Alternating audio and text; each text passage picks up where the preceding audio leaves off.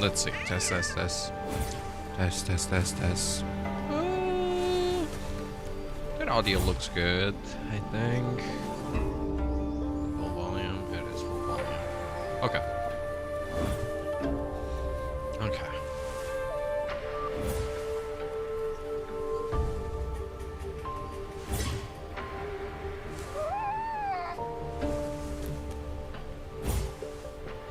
I think we're ready to go.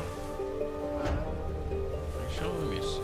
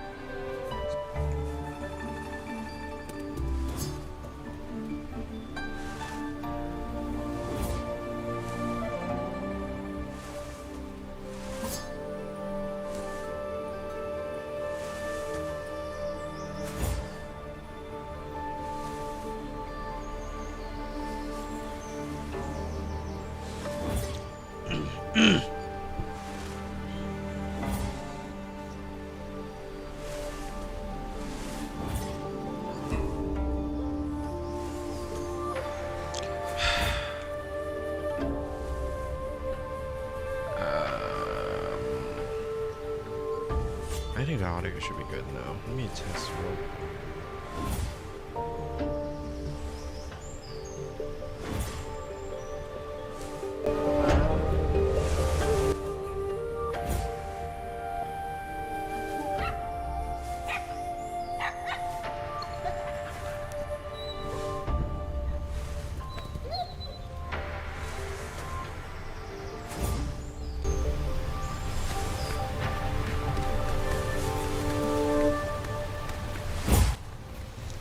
Okay. I think we're good to go.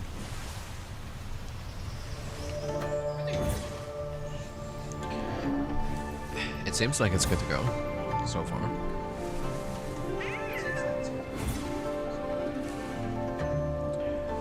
I don't know how to feel about this. Let's see.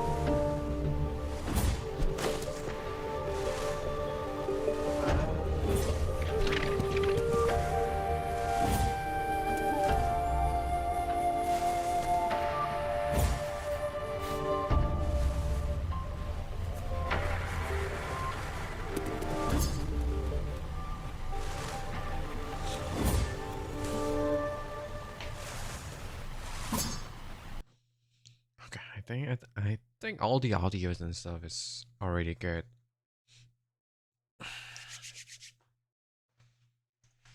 Oh my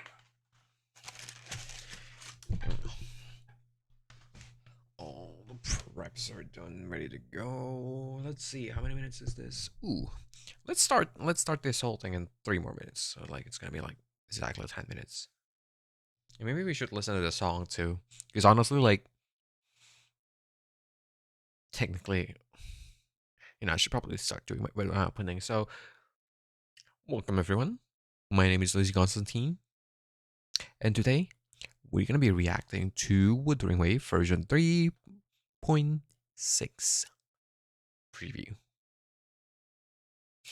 Sorry about that. Sorry for the cinematic intro there. But first of all, I want to say I really like the very much like Chinese martial art, like wuxia feeling like theme. I think like Mengzhou overall has always like even in the previous reaction video, I was already talking about like how in the new region here, Mengzhou, there's like a lot of traditional vibes to it, like modern and traditional mix into one. And I want to say like now it's like with the second patch of the current region, it's only been like getting stronger, because now we're basically getting sword cultivators. Like they're actually bringing wuxia into the game in a way. Whereas like I think even in the other gacha games so far, they never really touch upon like the team, the overall team. At least like the games that I do play, for example, like something like Honkai Star Rail. I think in Honkai Star Rail they do, because like they do have Xianxia Luofu, I believe, right? I think I said the name right, but those are all based on like Chinese. And I do believe they're like very much like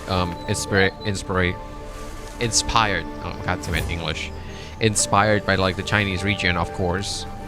And at the same time, they're kind of pushing with the kind of like the martial artists and the cultivation aesthetic. And I want to say this is probably going to be like Kuro Games' take on it. And so far, it's been like really, they have like a really strong take on it, and I feel like if anything they kind of taken a more old typical approach of it, if I were to say it, because I think like in Xianzhou, the overall in the Honkai Star Rail, the overall team was martial like wuxia. But like in this, like I think they took a straight out example, because like I think for example like the sword cultivation theme is probably like one of the forefront in like when it comes to like wuxia novel and like or manhwa. So the fact that they're using it is like it's like a textbook example, I guess. That's the best way to say it. And also, hello Kudo, welcome to the stream. Welcome, bruv.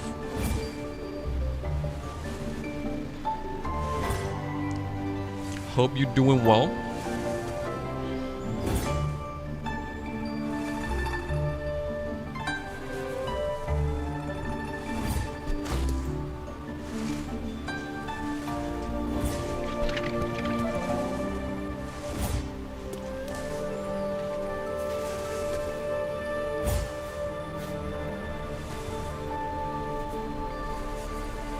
But yeah, I think actually, you know what? I don't even need to fast forward it. We're like the actual stream is almost like start on its own in like 1 minute and 30 seconds. So I think it's perfect.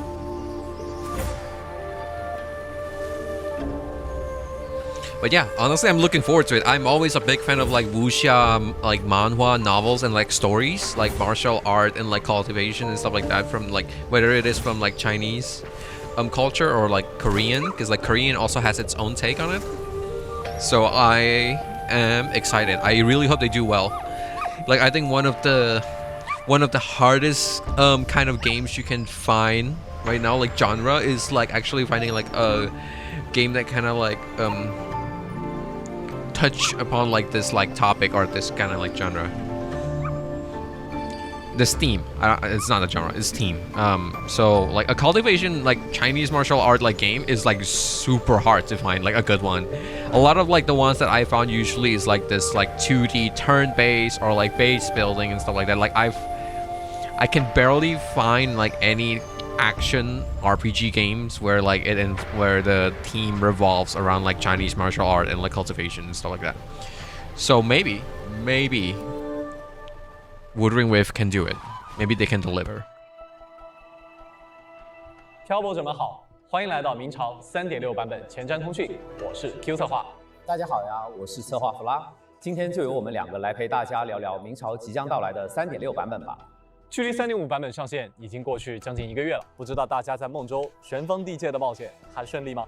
还记得初见这座机关城，只觉得它清幽奇诡，像一首沉默了100年的诗。而随着山雨满楼，我们追着风，也追着故人的信，一步步走进了它的深处。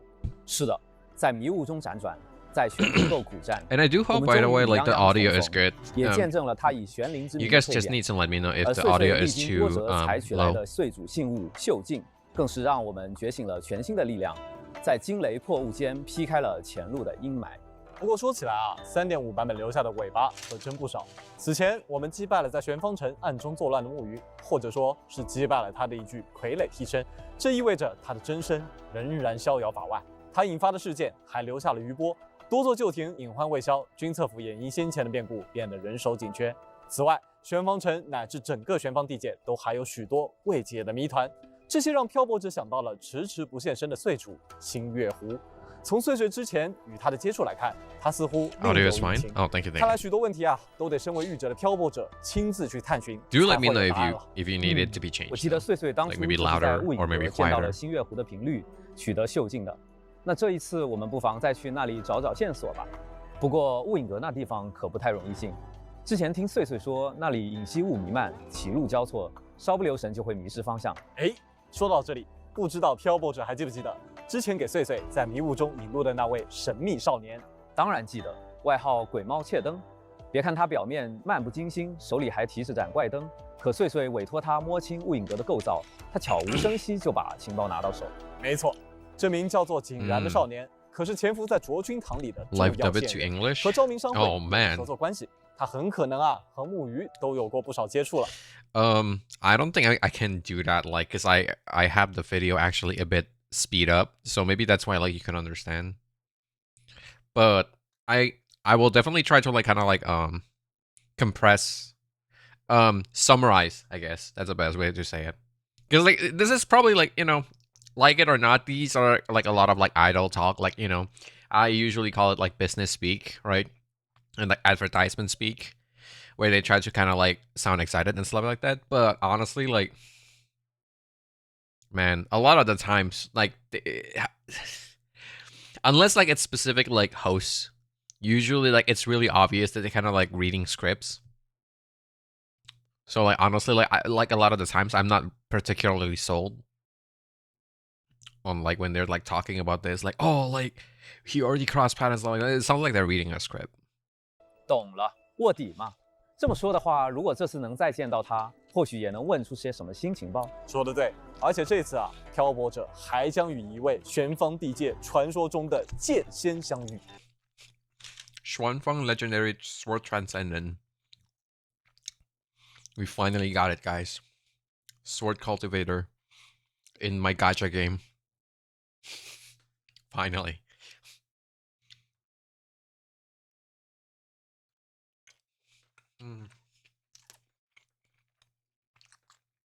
I guess in a way, we already got them from Honga Star Rail as well. Because in Honga Star Rail, one of the standard character is the Xianxia Luofu guy, right? The Xianxia Luofu boy.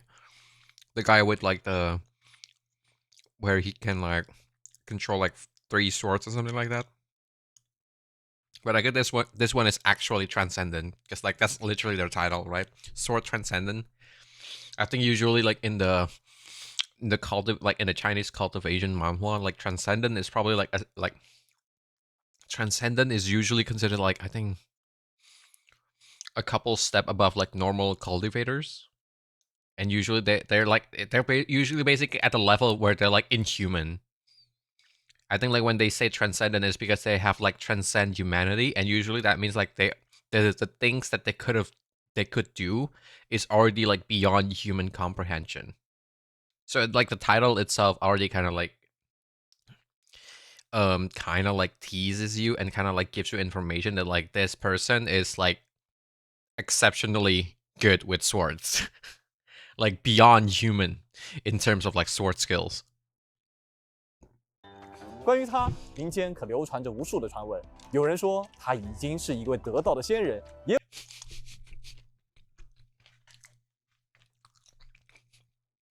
I fucking knew it. 关于他，民间可流传着无数的传闻。 Countless stories surround her. 有人说他 Some claims she's an immortal who had already attained enlightenment. 已经是一位得道的仙人，也有人说他是天下第一玄门的门主。想必他的出现 They're going 1-to-1 with the typical like cultivation story. 一定会给这趟旅途带来不一样的风景。具体是谁，等会儿 PV 里我们一探便知。哎，我都猜 And also like it's really interesting that they gave her role as kind of like a paragon, and like her daily activities is kind of like playing with like the instrument. I think it's called guyin, I believe guyin. Because like I think like in a lot of like cultivation stories, usually once you reach a certain point in the cultivation level, once you reach a high enough level, you usually let go of like your worldly desires, like most of them, like not everything, but like most of them, and usually you turn into like basically like a fucking monk. You would live in the middle of nowhere, like somewhere high in the top of the mountain or something like that, and then you would cultivate, you would meditate, and then you would like play some like music instruments, or maybe like you would play like what is wait Go, I believe. Like what is I don't know, the Chinese chess. I forgot what's the name called like in Chinese, but like basically like the Chinese chess. Like basically they would like they're like the like playing music instrument is like one of like the typical like things that they, like an quote unquote immortal do in the cultivation stories. 猜到是谁了。 So they're 大 like 家在之前的玄 so 方 they're 城 basically 手 like 程 going like one-on-one, 1-to-1 in terms of like applying these like trope into the game right now so far. Like so far they haven't like put any of like their own twists. I feel like all of this like all of the things that they described to like I believe the character name is Xianxia, right? I think we met in the previous chapter of the story. Is like 1-to-1 to like the typical like cultivation stories so far. And I kind of want to see if they're gonna put any of like their own spin to it. 战中，想必已经见识过他的风采。那话不多说，我们先进 PV。 请观看3.6版本 PV《圣云灯影，凡尘剑心》。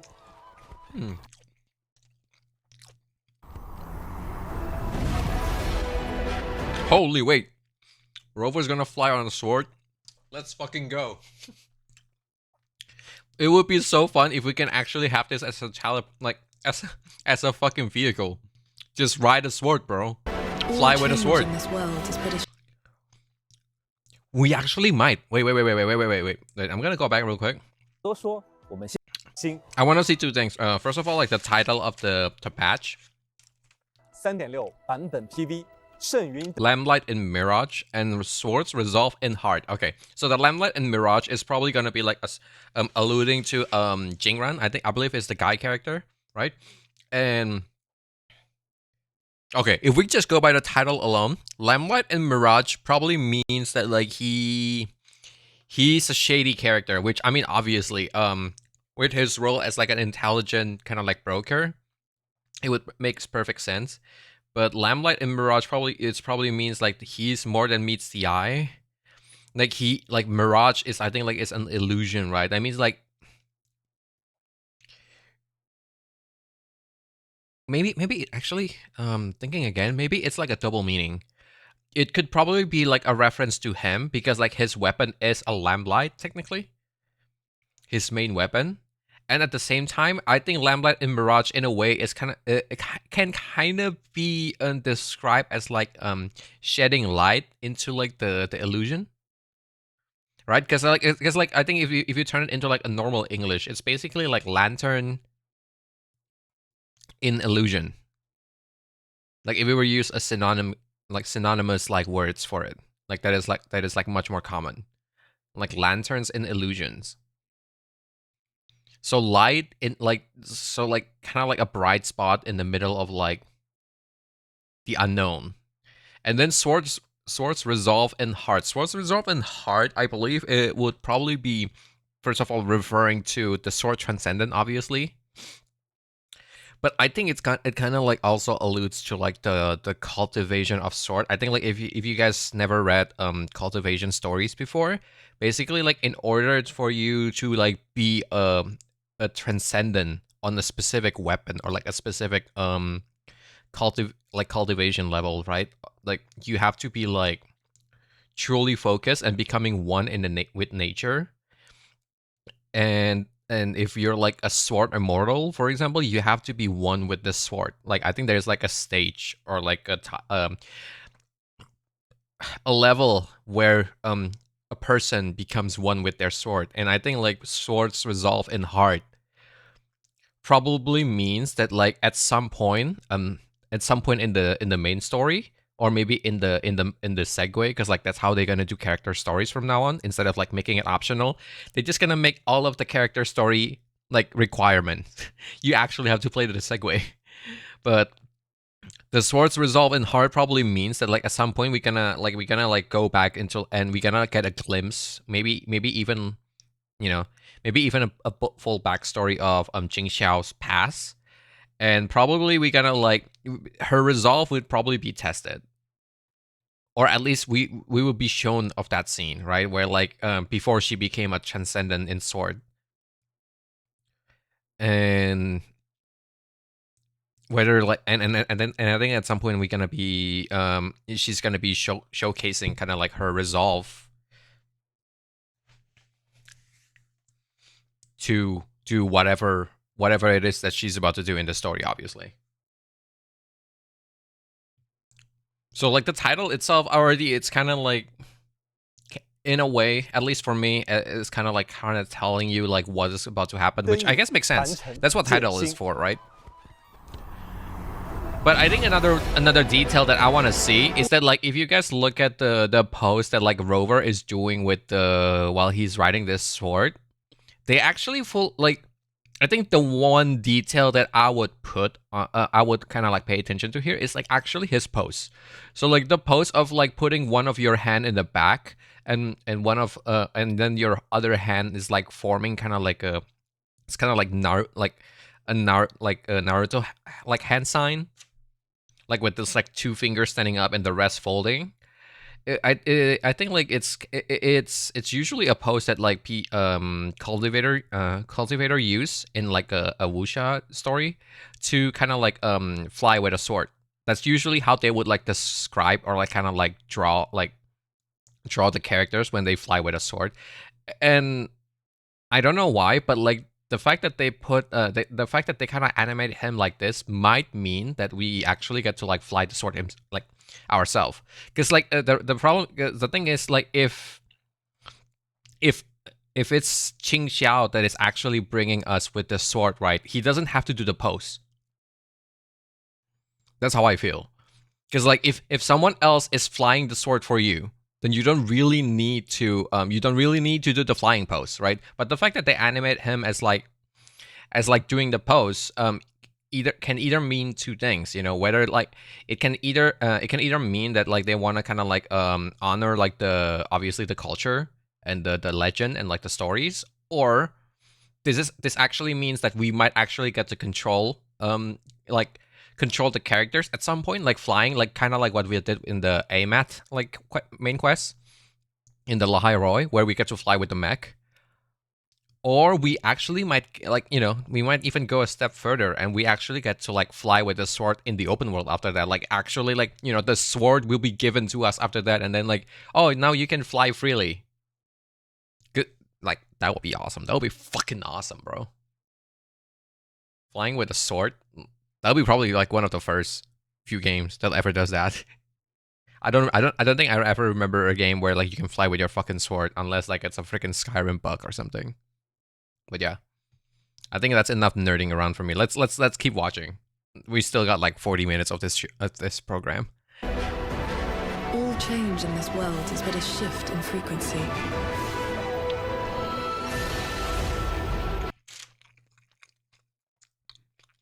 That is one hell of a smooth transition from like the male rover to the female rover. When you face an obstacle, find its pivot. Strike true, and your blade will do the rest. This valley is no ordinary place.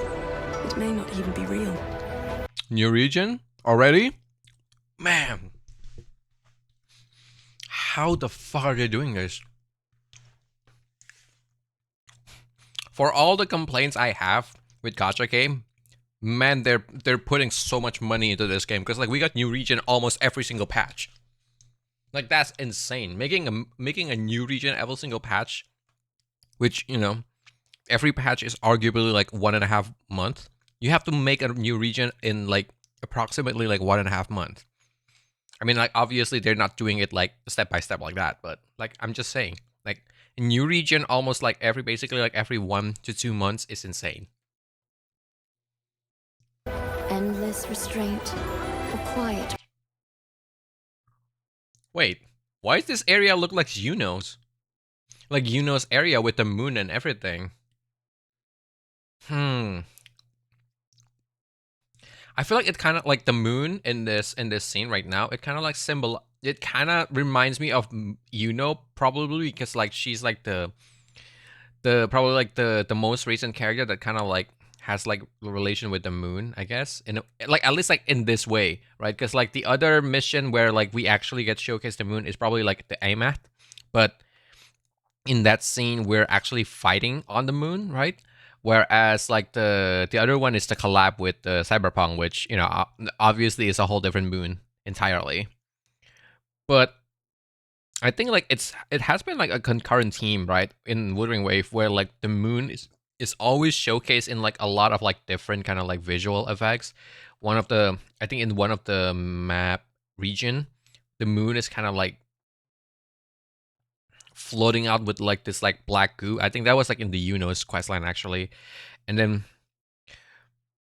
there's like the moon that looks fine like this one, like we have right now. But there's also like the one that is like on September. I forgot how the moon looks in September actually.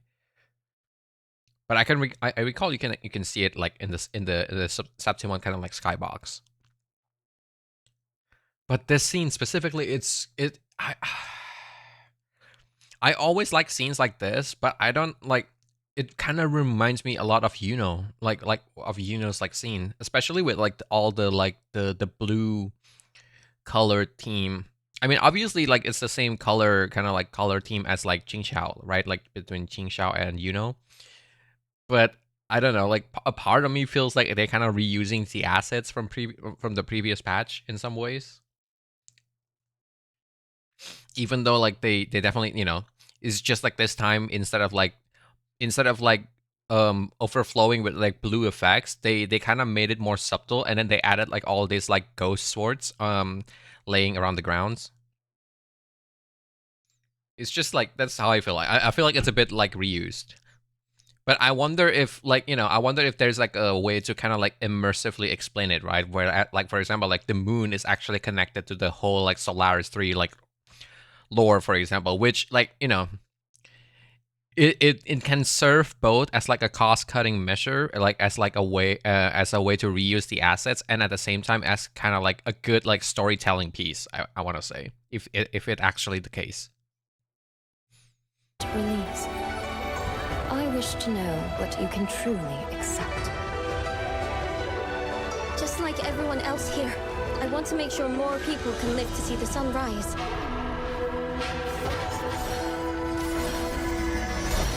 Heaven descends. Annihilate.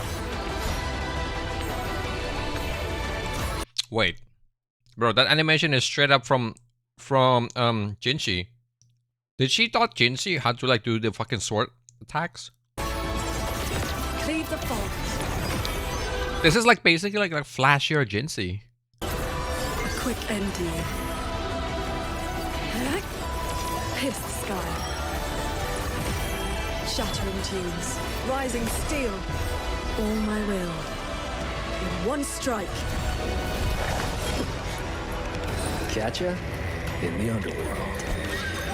No force plots my way. Until darkness spread, join me in the world of Sun Tzu. Yin and Yang forever apart. Crush. Burn. When he mentioned word of Sun Tzu, I wonder if he meant the underworld basically. And also, it's really funny that like Jingran is using a lion. I think this is a lion, right? It might be something else, but it looks like some sort of like a feline creature to me. Which, not gonna lie, the first thing that came into my mind is like the Elden Ring lion, Sarosh, I believe. Like in one of like the boss fight in Elden Ring, there's like a character, basically a warrior, that has like a lion on his shoulder, and in a way, this thing reminds me of that. My lamp. Corrode. Sacred bones rot. Heavens drown in dark. So, this One from head isn't as perfect as it seems. Mortal lives are but motes of dust. Saving mortals from the lament is like trying to push back the tide. I must say, I really enjoy this current patch because they actually showcase more of like the people actually fighting back. I think this is something that Wuthering Wave has been like really improving upon. They're actually able to kind of showcase the perspective of like the normal people, the non-powerful people, basically. Because like I think that's like the whole theme of the game so far, right? Even ever since like in the 1.0, they kind of want to showcase the struggle of humanity and kind of want to showcase our role in like both helping them, like they kind of they're trying to like this, like basically draw this balance of like how our character is powerful but not all powerful, right? They want to show us as a mighty character but not almighty. They don't want us to be like a god, but they want us to be godlike. And in order to like showcase something like that, usually you would need like a baseline standard, which means like you gotta showcase the struggle of humanity. And I think most importantly, usually towards the end, they want to showcase that like, because you're not actually like, even though you act like a god and even though you have the power of a god, even though you're godlike, our character is still not an actual god and they cannot win alone. And they want to showcase like how the humanity unites and kind of like struggle together and push together with the effort of everyone involved, right? But I think they've I think in the beginning of the game release, they weren't able to kind of like showcase the humanity part that much. And I think overall, with every patch and every like kind of like main story arc, they've been doing a much like improving more and more in showcasing that aspect. I think that in terms of like showcasing the characters, the improvement wasn't really that much, like as in like showcasing the powerful characters. I think like the main cast, basically. I think the main cast showcase hasn't really been like, it changes and it has some improvement overall, but I think the reason the storytelling is so much better now is because now they can also showcase, they showcase the Hypon well so far, but I think what they're doing better now than ever is showcasing the low point as well. They like, I think like one of the things that kind of stand out to me, especially in the 3.5 story, is how much of the struggle of the people they showcase during the main story quest, where like we actually see some NPC that are named, by the way, dying, losing their loved ones, struggling, fighting. There's definitely a lot more deaths that is showcased on the screen as well. So I feel like it's also kind of like a kind of like I kind of enjoy it in a way because it seems like the story is much more mature now. Like they're not shying away from like heavy topics more than ever. And I think like although like a lot of like gacha game usually does that, they usually have heavy topics that are kind of like coated in like sweet servings, Basically, they're serving heavy topics with like a sweet toppings. I think right now, Wuthering Wave is actually doing a really good job balancing like being super serious and having some light moments here and there. For example, I think like one of in La Hyrule they were showcasing a lot of that, which when you showcase one side of the story really good, it usually really helps in telling the other side, like in lifting up and synergize with the other side as well. That's how I feel, because like if you've seen how bad life can be, then you like, you know, in if we were to use like some life philosophy, right? If you've seen how life how bad like can life be, usually you would learn to appreciate the little things when good things happen. And I think the same way goes if you know how good life could have been, and then one day, for example, like you fall, you know, you turn poor, then like suddenly like you can kind of tell that like, oh, life is like the fall just, you know, the higher you climb, the harder you fall. Like I think it kind of like rings true here too. And going back to like the whole of like them doing a better job in storytelling, I think like the one of the reasons the story has more impact now for Wuthering Wave is because since they're doing a better job at like telling us the story of the weak, the story of the humanity, right? The weak side of the history. I think the impact of like the main character and the main cast is more felt when you're actually going through the main quest. And I think that's why like a lot of like the main quest in the recent update is much more well received compared to before, because there's like this bigger contrast between the story and between the side of like the resonator, the especially the stronger ones, right? And the characters that we can pull, and the side of humanity, the people who doesn't have that power, that kind of power, and the people who doesn't resonate at all. But yeah, let's go back into the trailer again.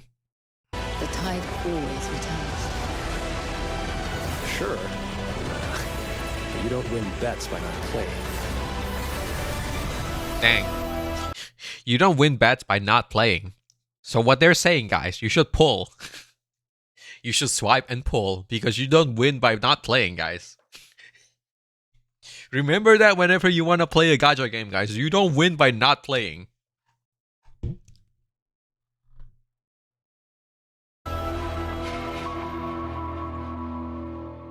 漂泊者们，欢迎回来，看过 PV，我现在满脑子就2个字：御剑飞行，是吧？剑光划 Sword 开 flight 云海，天 Man, these people know us so well. It's so funny that the first thing that they immediately kind of 欢迎 like 回来。 comment is so spot on. Because I was talking about so much about how like this, like analyzing the sword flying, like the sword flight. 看过 PV，我现在满脑 After watching, I can only think of 2 words: 子就2个字：御剑飞 sword 行。 flight. Like fuck yeah, bro. 是吧？剑光划开云海，天地之大，任我遨游。这正是隐士剑仙清霄的风采。他还在玄方地界的军策府担任镇玄司棋，这只是个挂名的虚职，不必打理俗务，也不用常驻在城中。但每当玄方地界陷入危难，便是这位镇玄司棋出剑的时候了。据说他已庇护玄方地界超过100年，手中剑荡除过无数残像，救下过无数人，甚至有的百姓家里还会供奉他的香火呢。看起来青霄确实担得起有仙人坐镇玄方地界的传说。对了，我注意到在 PV Wait, I 超过 kind 100 of missed 年 it. For more than a century. Oh, she's old. 不必打理俗务。 Ayo, legal wife. Let's go. Older women. Anyone? Anyone? 也不用。 She isn't bound by duties or tied to the city. Oh, that's why she called a paragon. I guess like once you get strong enough, literally no one can like bind you. 常驻在城中，但每当玄方地界陷入危难，便是这位镇玄司棋出剑的时候了。据说他已庇护玄方地界超过100年，手中剑荡除过无数残像，救下过无数人，甚至有的百姓家里还会供奉他的香火呢。看起来青霄确实担得起有仙人坐镇玄方地界的传说。对了，我注意到在 PV 里，漂泊者也踏上了飞剑，和青霄一起穿行云海。这莫非是从青霄这学来的？ Does that mean she's the one who teach Rover how to do that technique? Let's fucking go! We actually get to learn it?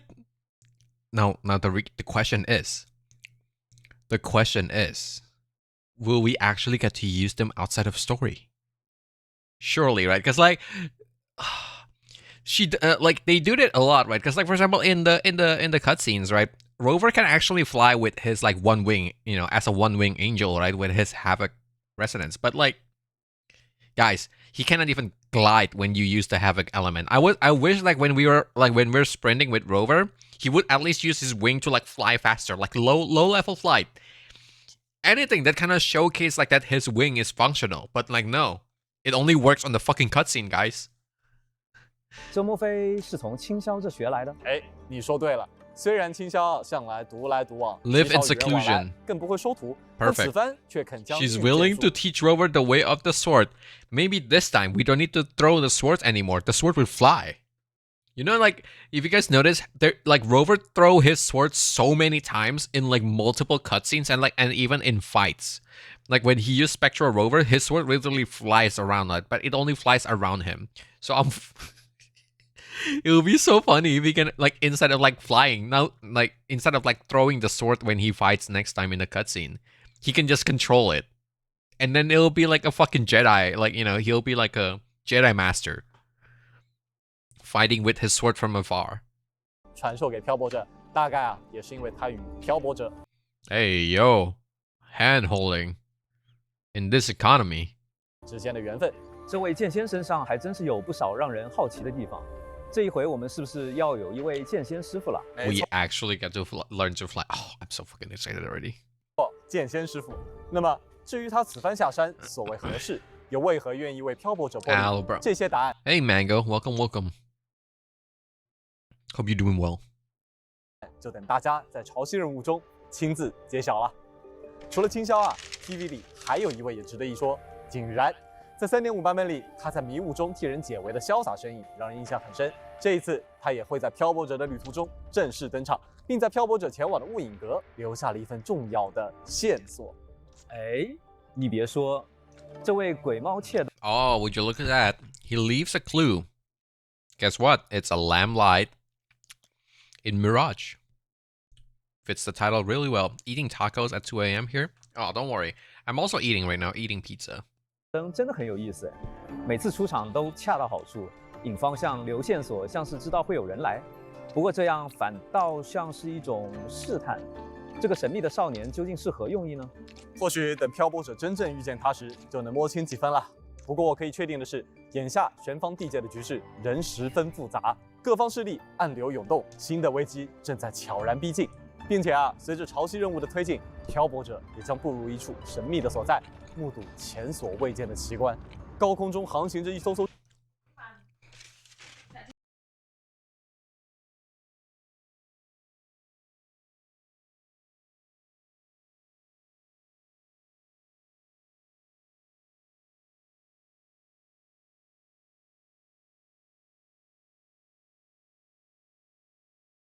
巨大的云梭，如同飞行在空中的一栋栋建筑，它们的机关术水平看上去竟然还在如今的玄方城之上。这支壮观的云梭舰队正航行在山水之。Okay, I don't know what to say with this one. These like flying ships, it looks way too similar to Honkai Star Rails. Not gonna lie. I don't know how to feel about that. I'm not saying it's bad or anything like that, but it looks so similar. 之上穿行于云海之间，它们与即将发生的异变有何关联？又有着怎样的秘密？漂泊者们，敬请期待。那么接下来就给大家介绍下即将在3.6版本展开的潮汐任务吧。好的，在3.6版本中，潮汐任务第4章第3幕“烟云悠远，新见面”将于8月20日正式开启。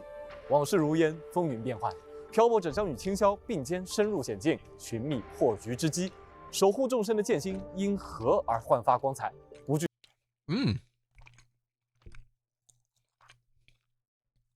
Her tacit mark is on the inside part of her palm. Interesting. 前路的少年将如何穿行幽径，助漂泊者看破迷局？玄方城内部又隐藏着什么样的秘密？一切答案，请漂泊者在烟云悠远，新见明中亲自揭晓吧。并且在完成该潮汐任务后，That's interesting. So you only get one main quest, where you meet both characters. I'm assuming when if they do this, usually that means like the character story is gonna be told more around the segue.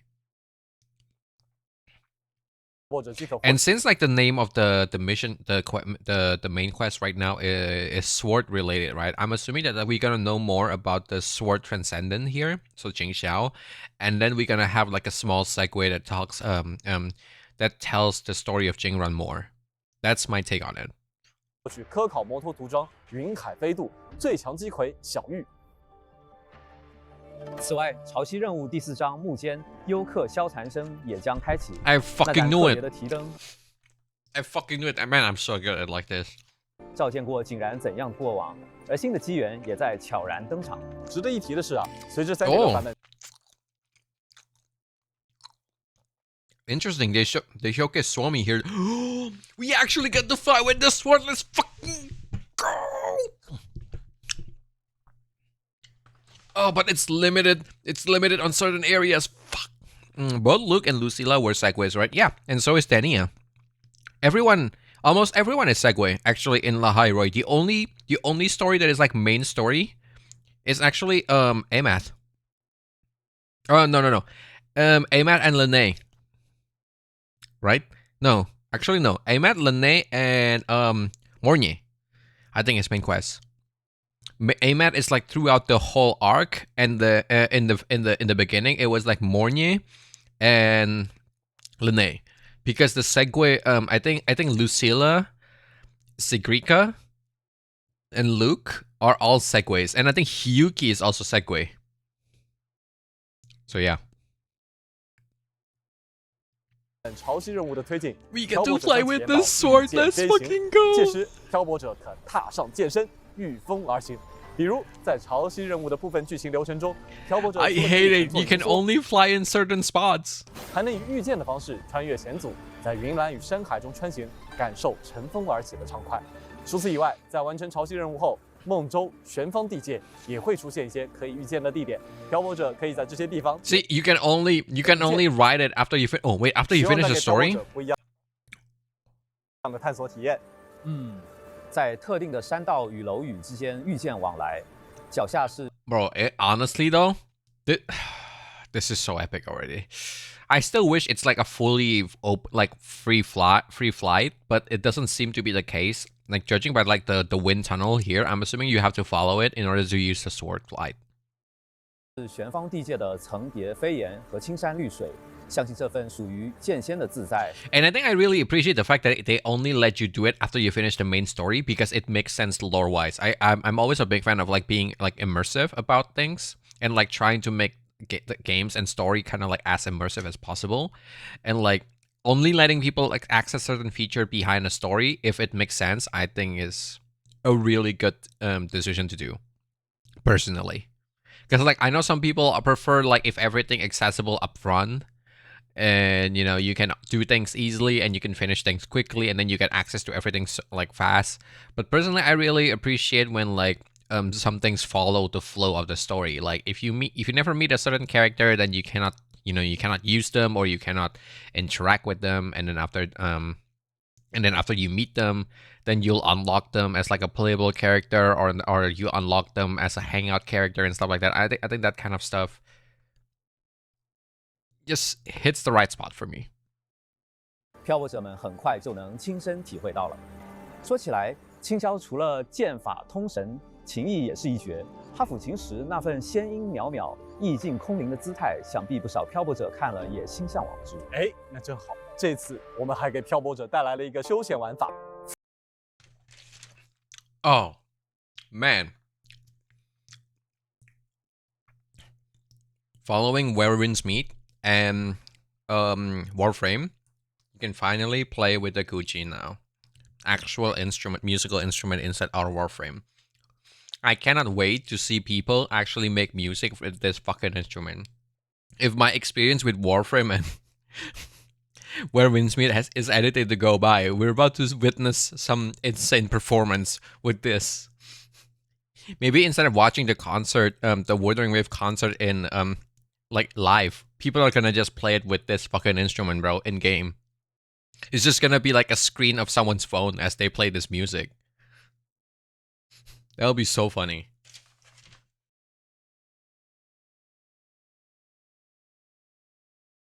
抚琴。在完成3.6版本的潮汐任务后啊，漂泊者即可获得一张专属的击弦琴，在背包直接使用，或者是在探索轮盘中装备后使用，都可以开启抚琴界面。漂泊者与琴键交互，即可触发对应的琴音，在山水间抚琴一曲。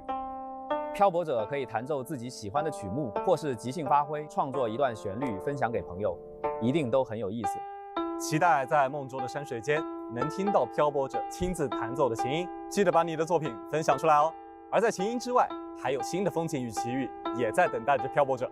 首先，想把一位特别的伙伴介绍给大家。漂泊者在潮汐任务里会遇到一只有些特别的鸡葵小玉，它会为漂泊者提供指引和帮助。不过，小玉可不是普。Xiao. The English name is JD, but Xiao Yu. Little something, little you. I don't know what you means. Little bird, maybe? But not gonna lie, this bird reminds me of the teapot bird from Genshin. Not gonna lie. Obviously, it's mechanical, so it's completely different than like the Genshin bird, but still. 普通的机关造物，它还带着一段与玄方城紧密连接的过往。哦，它看上去倒像是一只活泼的猫头鹰啊，不过听起来啊，它的背后肯定也有不少的故事和秘密了。是的，它有着属于自己的情感、记忆，甚至是……至于它为什么如此熟悉这次旅途的景象，又为什么会主动帮助大家，这里就不剧透啦，请漂泊者们亲自去了解吧。而我们前面提到的那支在梦州山水间不断飞行的云梭舰队，这里也带大家去探一探。这是地处未知的一片天地，名为人境，呈现的正是梦州山水最诗情画意的一面。Man, 清风。 this region, this new area is gonna be such a good place to take photos. I ain't gonna lie to you. That light, if you get the color filter right inside the game, man, it's gonna be fucking majestic. And then you have like Sui dancing, and then you take a photo of her with that background. Oh man, ooh. 叠翠，云海苍茫，云梭漫游其间，移步换景，不在画中。而在人境之上，似乎还有更高处的天空，在流动与变换间呈现出截然不同的风貌，感觉别有洞天啊！听完这些，已经迫不及待想亲自去探一探了。在3.6版本，我们还将遭遇到全新的敌人，他们。 Okay, Mango, why the laugh, huh? Why the laugh? Also, good old Warframe, yeah. Xiaozin. I think that's the name of the musical instrument in Warframe, right? Xiaozin or something. But I just brought up Sui because of the color palette of the light. If you see here in the picture, right, it's yellow, and the first thing that came into my mind is like Sui dancing with this color in the background, especially when like when she does the attack animation, it spawns like those like yellow mountain, right? So it just kind of fits with this color. 看了，在3.6版本不在画中，而在人境之。 Because like I think if you look at it, like it's so funny, right? Because like if you look at this photo here, it's the yellow is like Sui's color palette, right? And then once you go inside or like towards the end of the day, the color palette is like orange and purple.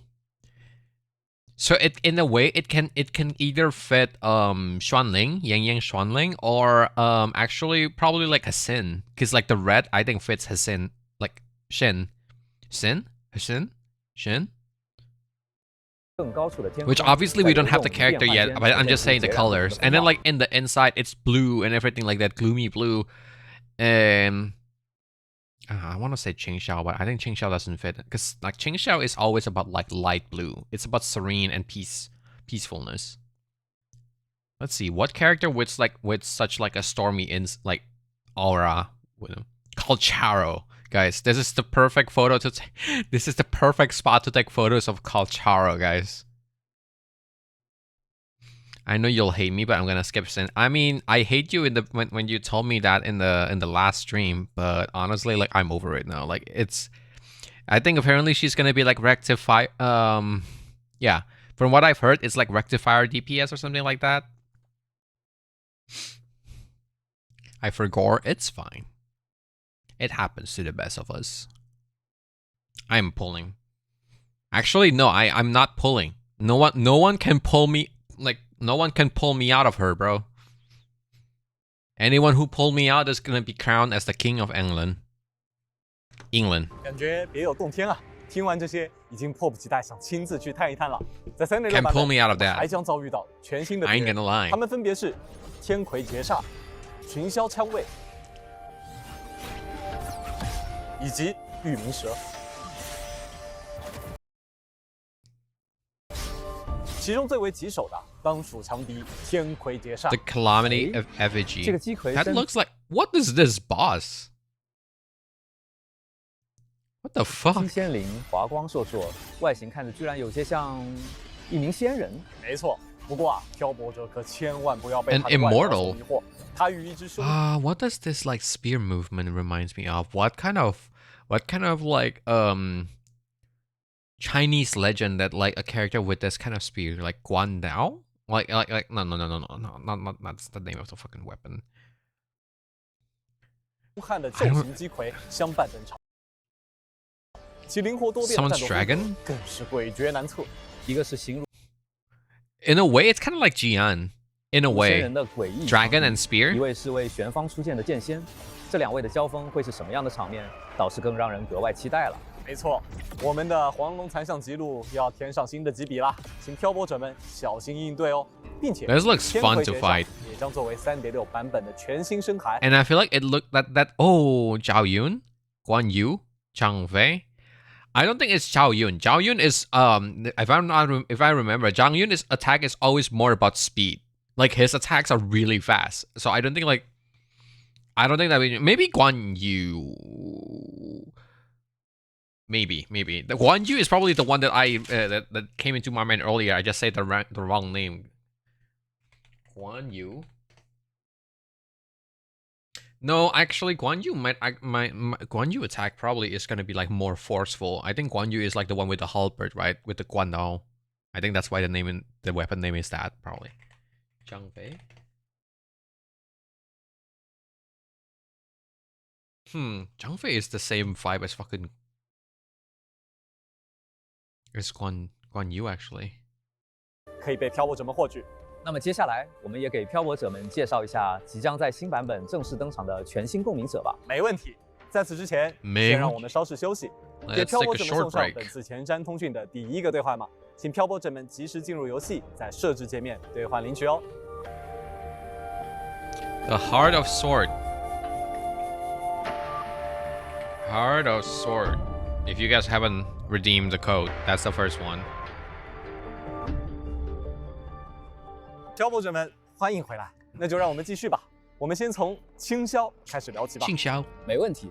信晓说起清霄，在信晓3.5版本的时候，我们就曾一睹这位剑仙的风姿，而他在玄方地界也一直是传说级的存在，在民间也留下了无数或真或假。 My question is that if she's so powerful, right? Why haven't people heard of her?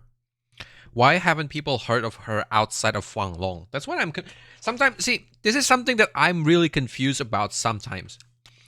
When you have a character or a person of interest that is so powerful or so iconic or so charismatic, if they do something that is like beyond human comprehension, right? Most people from other countries and other regions would have heard about them. That's the reason Rover is always like so welcome in a lot of places, right? Because like technically speaking, he's a famous guy. His feat, like in the past, was so big that like a lot of people have legends about him, like in all areas, whether it is like in Huanglong or even in like, you know, in Black Shores and then like in Lahire, like he was well known in all places. So I'm really confused as to like what happened to like Solaris 3 or like the World of Wuthering Wave, whereas like you have character that's powerful and then no one else ever heard of them outside of the region. It sounds so stupid, you know? Because like, think about it. Like if we have a character like this fighting the war in Xuanfang in what's the name of the new region again? Ming. Oh, Man, the name kind of slips my mind. But like in the new region, right? Why does Jinzhou get fucking General Jian? Where is the Sword Paragon when we needed them the most? Like, think about it. A Trinodian is about to descend in Jinzhou, like the Overtracks, right? And then like there's this lady that can fly with her sword and bring out a massive blade from the sky, multiple of them. And, you know, she see, oh, that Trinodian is about to spawn. Do you know what I'm gonna do? I'm gonna eat popcorn, bro. Let's watch the fucking show. Let's go.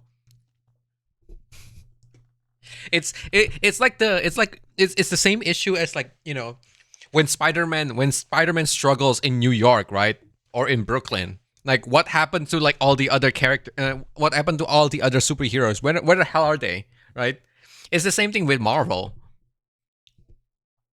What happened to the other superheroes when one of them is like fighting and then the other one is just gone and doesn't help? She was in closed door training. It would be so funny if they actually addressed that. Because I mean, in terms of like cultivation story, it will make sense. But at the same time, I'm pretty sure they were described of like her always going around and like helping and fighting. Wait, actually, they did say she lived in seclusion. So maybe that's how they're gonna explain it. Because like seclusion kind of makes sense if if she's cut off from the mortal world, basically. Then it would be it would make sense for her to not come to like aid to like the other countries. But Jinzhou is like right beside Jinzhou is right beside the new area. How can she not see it or feel it? You know, because like it's just like Goku training for most anime. But here's the thing: when Goku is training, when they needed him the most, he would come in. The whole point is that like he's training, but then when he sensed that like people needed him, he would leave the training. Like for example, I think I remember I don't watch a lot of like Dragon Ball, believe it or not. But I think there was like one point where like he was in heaven and he was like preparing himself or something like that. And then like when he saw that all of his friends are like struggling or like he heard their help, like their cry for help or something like that, when they needed him the most, he came back. This is not Avatar. Avatar is probably the only one where like when they needed him the most, he's gone. Everyone else comes back when they needed him. So it's just really funny that you get characters like, for example, like so far, I think lore-wise, they kind of explain it a lot, right? For example, Cardatia is like super strong, but she was locked inside the castle, the inverted Avinoleum, right? So it makes sense for her to not be able to help or do anything. And we got Jinxi. Jinxi was super strong, technically speaking, because like her power as like a sentinel resonator is definitely like arguably undefeatable, right? But she's technically kind of like in a way kind of like a governor of a certain region, so it makes sense for her to not be able to go anywhere because she basically has to protect her territory. And let's see, what other character that is like in this, like in terms of story, is like super powerful? Do you guys have anyone in mind? Let's see. I don't think I have anyone in mind so far. Calcharo in the story is super strong and he does go around.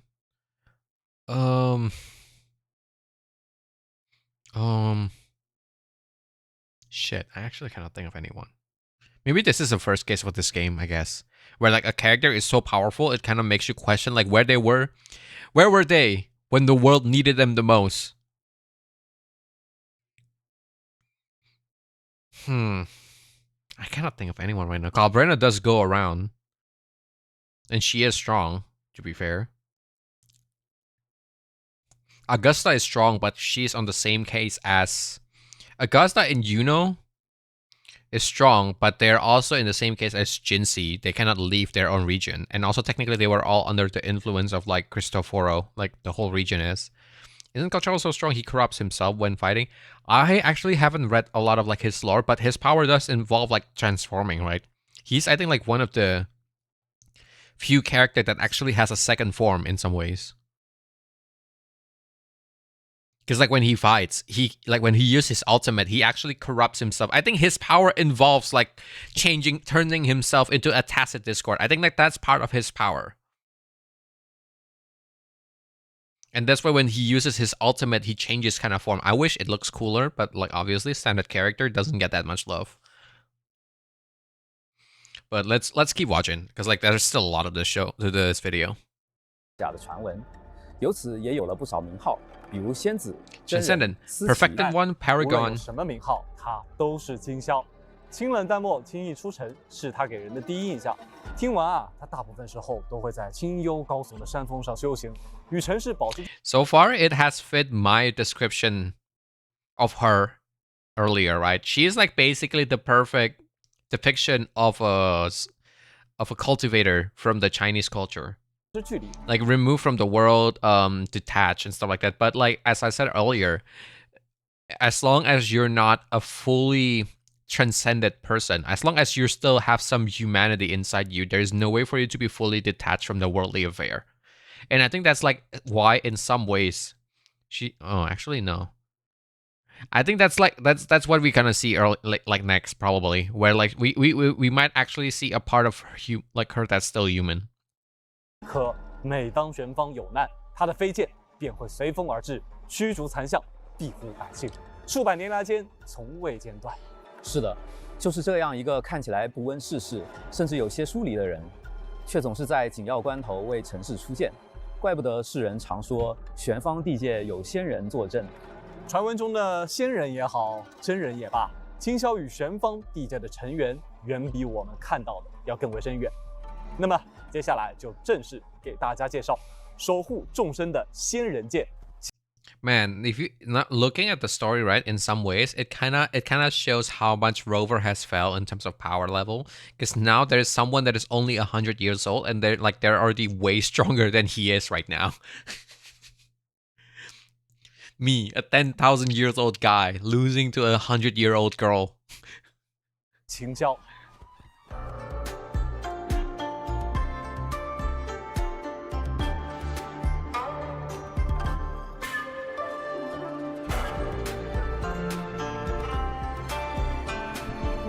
That pulling animation is so good. What the fuck? Why is it so long? Why is it so good? This is unfair. What? Did she just get like a whole like 10-second PV for herself? What the fuck is this? 正所谓 And the music is also really good. The music, right? The music is traditional, but there's like a hint of like I don't want to say aloofness, like happiness. Like let's rewatch it again. Right? I want to share what I caught from there.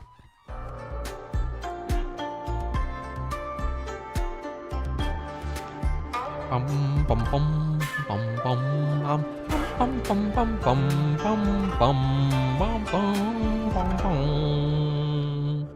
Yeah, like they kind of showcase how like she also actually plays the guyin too, right? But like there's like a hint, like a hint of like playfulness, I guess, in the rhythm. Is how I feel.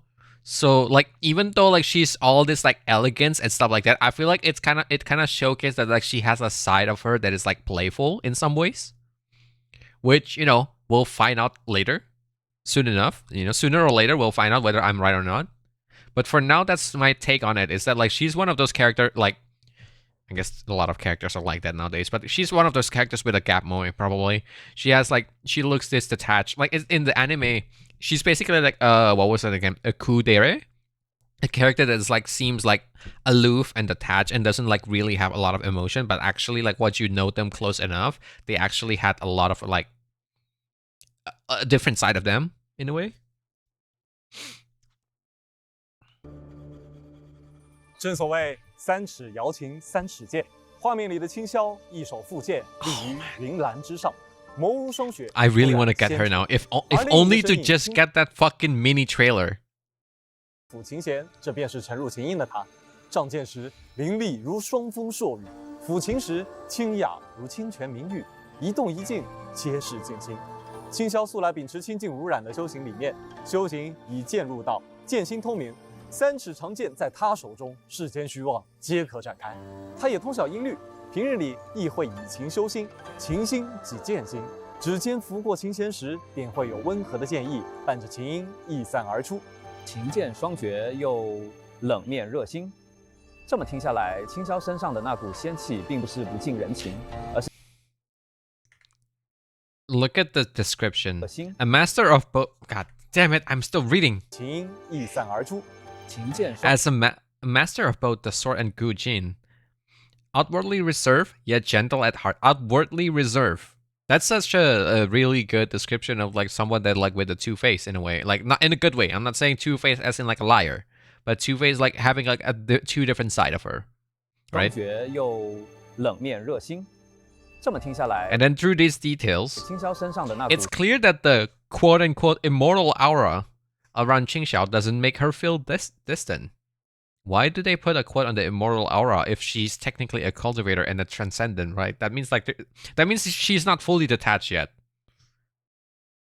仙气， And whether you like it or not, sometimes in the cultivation story, having having attachment can arguably make people weaker. In the cultivation world, at least. 是不近人情，而是在清冷的外表下，把所有的温度都藏 She 在 hides.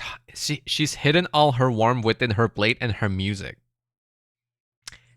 Man, man, this is bad. I love this type of girls the most. The girls that like that is like has like a gap moe like this. It's the best.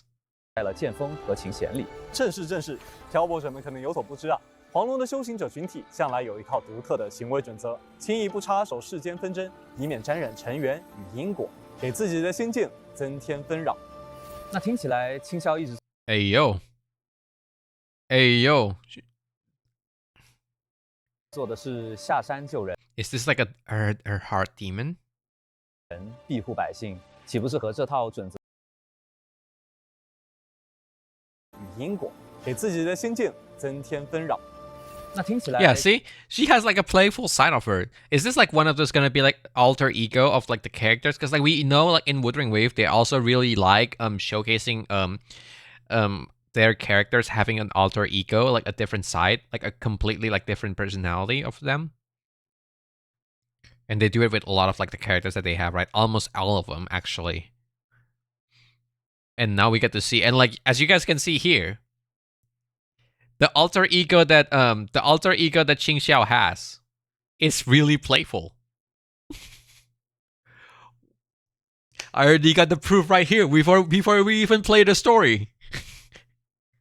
It reminds me of Shun Guang in ZZZ. I think it's different because in Shun Guang, it's a physical manifestation, right? Whereas I think like in a lot of like the Wuthering Wave character, it's not really physical. It's more like a struggle between like good and evil inside the mind. So it's more mental.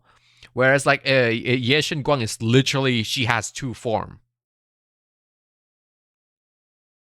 So I think it's it can remind you of characters like Ye Shen Guang, but I think this is like what they're doing is more of like a mental divide instead of like a physical, physical transformation. 青霄一直做的是下山救人， And you can tell like see this is one of those like foxy smile. 庇护百姓，岂不是和这套准则有些冲突？ And that means like in some ways, I think like based on that animation alone, it kind of shows that she's not fully detached yet. And the moment she fell asleep, like her attachment to the world, her playful side, I think, you could argue her mortal side, her humanity side, still comes back and poking around in a way when she's not aware. So like that means in some ways she's actively suppressing her attachment. So her detachment is not subconscious. It's still like she has to maintain it. I'm not saying it's bad or maybe lack of knowledge, but I think it's why some people were complaining about similarities. I mean, it's really hard to say though, because like you can I feel like the theme of like having two sides inside you is like such a common theme. It applies even in real life where like how people wear masks depending on like who they meet at work or at school or at home, right? It's such a common thing that like you cannot say that like, oh, this game is copying that game because this character has two personalities. And that's like such a stupid way to complain about. Like if we want to talk about like Chinese culture with character with two personalities and thousand fighting style, the thousand sword fighting style is like it's too different. It's a two trope that is like very common in a Chinese culture, like Chinese story culture, and especially like when it comes to related to like cultivation. So sword in the sword in the Chinese history is like considered as like the most powerful weapon, technically speaking, and that's why you see a lot, like a lot. When I say a lot, I mean a lot of like cultivation or martial art like manhwa from China. Usually is revolving around sword, or like, oh, like, you know, the return of the sword god, or like, you know, the revenge of the sword cultivator or something like that. I'm coming up with like some like generic random generic name, right? But it's because sword is technically considered as the most perfect weapon in Chinese culture. And I'm pretty sure the reason they call it the most perfect weapon is because it's the most versatile weapon. It's a weapon that you can use for in any situation. Whereas like something like a spear, it's really good if you're fighting in an open space. But if you fight in a cave, then spear is really bad because it would bounce off the wall and stuff like that. But basically, sword is such a like a really common theme, and like controlling sword, like flying with them, and like control and then like coming up with like 1,000 of them, and then like reign of swords, basically, it's like such a normal thing in like Chinese culture. And the character with two personalities, I think, is more of like a generic like trope in general. It's just not in Chinese culture. It just so happens that like a lot of the time story tend to like use both of them, where like the personality can either come from a lot of the times the personality usually either come from like cultivation, like in the Chinese story, like I'm using Chinese story as an example, either from like cultivating, so they have to suppress one side of them in order to be in order to cultivate, or the personalities come from like an artifact, right? For example, like or they got they found a legendary sword that is so powerful that it affects its user and stuff like that, right? So like honestly, like it's really hard for like I think like if people calling out games for doing similar things like this, it's bullshit. I think if you want to call out like Wuthering Wave, I believe I did it a couple times earlier, right? Like for example, like here, let's go back real quick. Let me see, 26 minutes. Okay, we're gonna go back real quick and then check out like for example like this. These like flying ships, I commented, but it looks really similar to the flying ships from like Honkai Star Rail. Like these flying ships, and that's why at the moment I saw it, I was like, why does this look so similar to like Honkai Star Rail? And then I call out about like even like this scene. Where is it? Where is it? This scene. Oh, fuck. This scene. This scene is like the tree with the moon in the back and like the blue aura all around it. It kind of feels a lot like Yuno's quest, right? It feels like one of those like reuse scene in a way. I'm not saying it is. I'm just saying it looks similar in terms of vibe with like the Yuno quest line. And then there's also the part with the owl, the JD, the flying owl. Owl?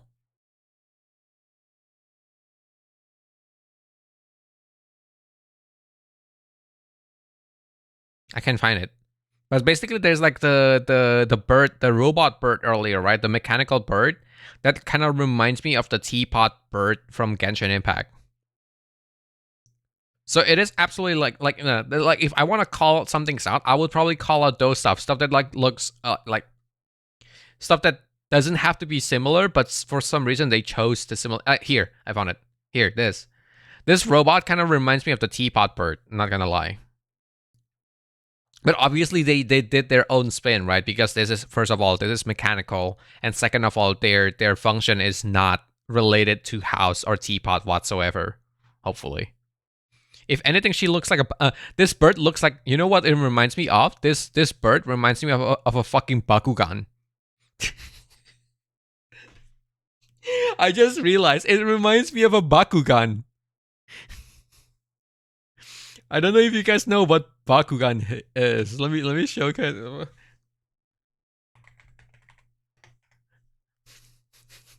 Bro, it reminds me of this thing.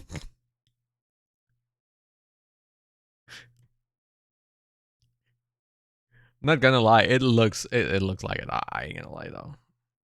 Okay, let's go back to 2611 earlier. There we go. But yeah, let's go back to like the trailer. We have so much to watch though. 面对悲鸣中的众生，青霄无法坐视不管。 Ah, she's gonna play her Gojin. 依 Nice. 旧守护着人间的灯火。不盲守规矩，而是遵从本心。看起来这位剑仙挺有自己的坚持的。说起来，那他平时出门是不是都会御剑来去，像霹雳里那样很自由飘逸的那种？是的，心静如冰雪，身轻。You can actually fly with her. 青霄每逢赶路，往往会选择御剑飞行。 You can actually fly with her. 流云从他身侧掠过。 You can fly with her. Let's fucking go. 对了，我听说咱们研究残像时常翻阅的那套黄龙残像记录就出自他手。Q 策划，你觉得是真的吗？ Wait. 黄龙残像记录就出自他手。Q 策划们研究残像。 I've also heard the records of. Wait. The records of what? 对了，我听说咱们研究残像时常翻阅的那套黄龙残像记录就出自他。我听。The record of Huang Long Tacit Discord. Wait, so she was the one that researched like Huang Long's Tacit Discord? That's crazy. If you're that old, where were you in the Battle of Jinzhou? 说咱们研究残像时常翻阅的那套黄龙残像记录就出自他手。Q 策划，你觉得是真的吗？关于这个嘛，青霄确实非常了解黄龙残像的习性。至于是不是此书的作者，先卖个关子。不过我倒是想起来啊，我们之前有个同名栏目讲的就是玄方地界的残像。哎，虽说玄方地界多奇闻异事，但是再这么聊下去，咱们这个节目怕是要改名玄方奇闻求真了。不过有一件小事倒不用求真，青霄确实很招小动物喜欢。Popular with small animals? 哦，在山上打造入定时啊，常有小动物悄悄凑过来，就像把它当做自然的一部分了。Oh, I mean that makes sense. Once you one with nature, I think like I think according to like Chinese culture or like Chinese martial arts, you would have this kind of like gentle aura that like kind of attracts nature itself. So that's why like it makes sense for her to be friendly with like small animals. 这些看似有些反差的小细节拼在一起，反倒让青霄更真实了，并不是什么高高在上的传说，而是有所牵绊的仙人。 Damn, I'm such a sucker for blue theme waifus. I think it might have maybe blue is your favorite color, and that's why one of the reason. 剑光与琴音交织。 She really reminds me of like freaking Yuno now, and in some ways, this specific scene, right, with all the animation here, do you know what it reminds me of? Kaching from Genshin Impact. Her PNG, her art. Isn't her art like her holding the sword and then like there's all like her like illusions and like copies? 映着青霄一路行过的漫长岁月，数百年的守护是剑意。 I mean, even Yuno does it, except Yuno only has one copy. 也是心意。天地烟云三尺剑，山河岁月一篇诗。那么接下来就让我们看看这位剑仙在战场上是如何以心念化剑破敌于瞬息之间的吧。青霄是一名气动属性。 Finally, a character that fits an attribute that actually fits her character. Oh, thank God. I was low-key really pissed that Lucilla is a freaking rectifier character when she holds a fucking pistol. But thank the lords that she actually fits her freaking element. Like her attribute. I mean, sorry. 的五星共鸣者使用的 Forge Empyrean. Chinese Empyrean.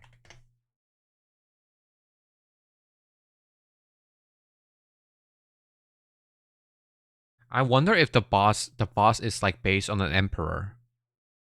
Because the item is called Forge Empyrean. So is it based on like a royalty from like the Chinese culture, I wonder? 武器是训刀。作为玄方地界的守护者，青霄琴剑双绝，剑法出神入化。在战斗时 Or Mornia using Brawl Blade. See, I think one of the other one that pisses me the most would be Shakona.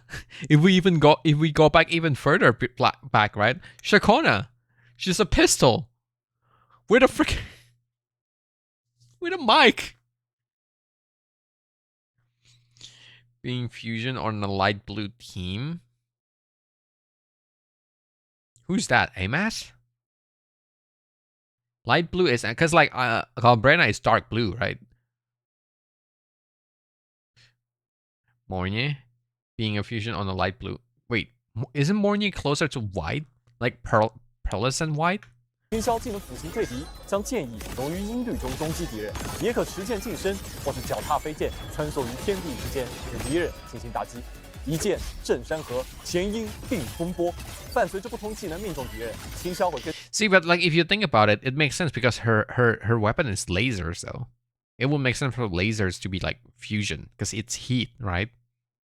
根据使用的武器类型，分别记载对应的特殊能量。 I'm pretty sure like 此外 laser is 青霄在 actually 空 like 中攻击 heat. 时可进入御剑飞行状态，踏剑而行，来去 High 自如 density heat. 在此基础上 High density 能施 light, 展 I think, 轻绝 in 剑盾 heat. 在短暂蓄力后，推动脚下飞剑，高速前进一段距离，平虚御风，穿云破雾。当两种能量都充满后，青霄可释放特定技能。 I mean, to be fair, attribute is technically not element in Wuthering Wave, right? It's supposed to represent like kind of like a direction. And fusion is kind of like this like fire, like havoc is about destruction, which is why like character that only cares about destroying things are the ones that awaken like that attribute. For example, Camellia is all about battle and like killing or be killed, right? And that's why she awakens like havoc. And I forgot what each attribute represents, I think. But like in a way, basically, like what I want to say is that like attribute kind of like it reflects on their personalities. Havoc is like traumatized. Yeah, traumatized in a way means like a destruction of the old character, right? People who are traumatized are like people who had a certain personalities and then something bad happened to them and then the old personalities got distorted, right? So that's havoc. And fusion is like usually people who are like heroic, I believe. People who have like kind of like this like heroic spirit, like fiery, like this kind of like this burning passion or like fiery spirit. And then glacial character are usually character that like has like a strong and solid like conviction. Like they don't necessarily show it up front. And that's why like one of the character is basically like freaking like characters like Carlotta or like who was it again? The first 4-star healer that we got. I forgot her name. Oh shit. I cannot remember it right now. But like basically like they had a certain conviction in heart, but they don't always showcase it up front, which is like whereas like character that is like fire, like that is like fusion are usually much more in a way, they're much more headstrong and they're much more kind of like the kind of character that would dive in first, I guess. So like Xianxia, for example, or like Galbrena, they would run in first into trouble and they would face trouble head on. Whereas like Glacial is like Glacial always doesn't run from their fights either, but they would approach it carefully, I guess, if that makes sense. And then like Arrow character is usually a character that is like much calmer. Right, for example, like the Xianxia, which is a standard character, right? I think like she's literally a monk, and she's Arrow. And then we get General Jian, which he's a character that are like based on the character story, right? He has trauma in the past, but he had made peace with it, and that's why he was able to become a general, right? And then what other element? And then we get like, it's really hard to explain Spectral, I guess.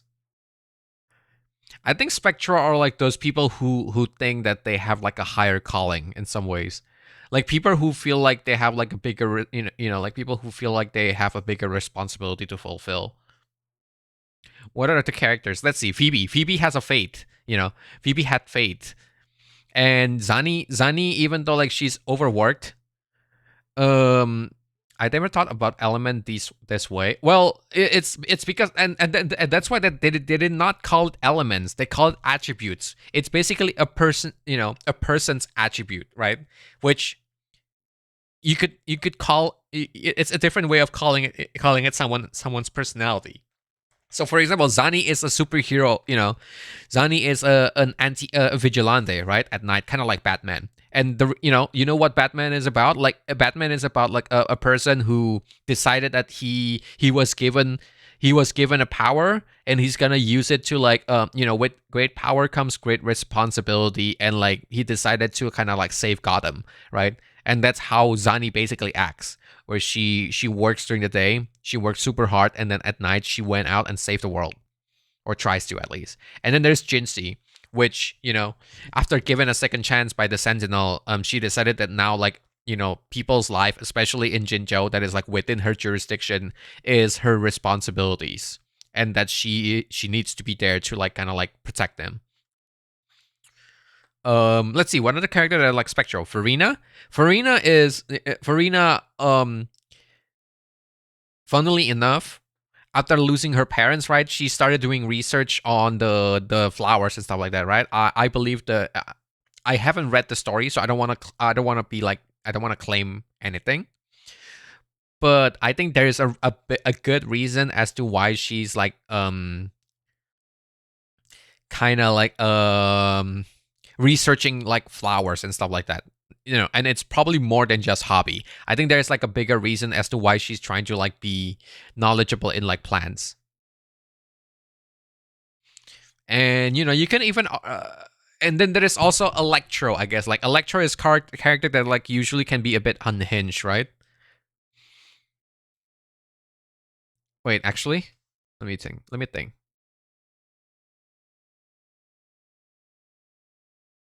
I don't know about Electro, actually. I cannot really describe Electro. Because, like, the character, Electro's character, I want to say, like, yeah, that's the first thing that came into my mind. But then we also have, like, the Lolo Logistic girl. Like, the Squirrel girl. She wasn't exactly, like, Rash, to be honest. Well, actually, no, she is kind of rash. She forgets a lot. She's a bit well, no, she's not unhinged. I mentioned unhinged earlier, but she wasn't exactly unhinged.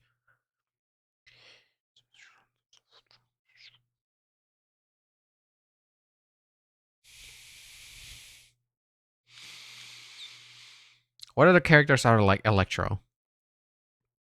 Fuck, I don't have the game open right now.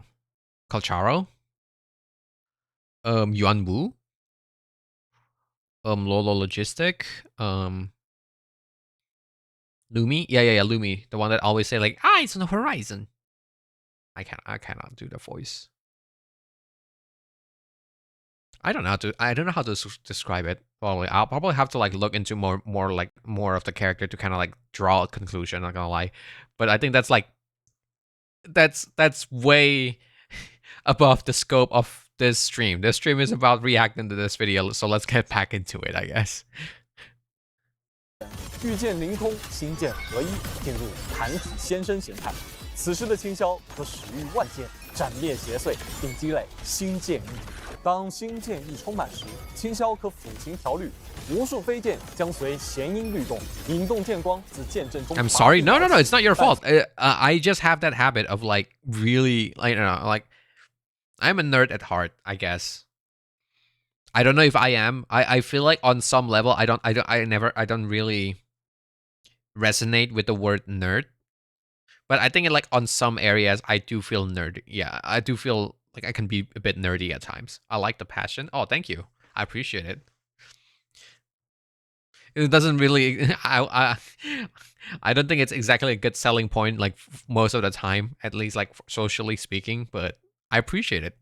If you like it, then I appreciate your like. The like that you give. 昙花绽放，将敌人贯穿。施展共鸣解放时，青霄抚弦凝神，汇聚剑意，以星石封锁敌人契机。随后，万千飞剑伴随着巨剑自九天坠下，破万法。It's just one big sword. Oh man. I really wish she did the move from like the cutscene before where she brings out so many big swords and she just like stabbed them over and over. Oh man, that would have been so much cooler. Because like one big sword means like it's the same kind of like it's the same animation as Amos. She can ruin me. She probably already did. Like judging by like your reaction, I think she already ruined you. 荡诸邪，同时星霄拥有敌邪的特性，处决敌人时可以万箭破敌，寒芒迸裂，并为自身带来额外的增益效果。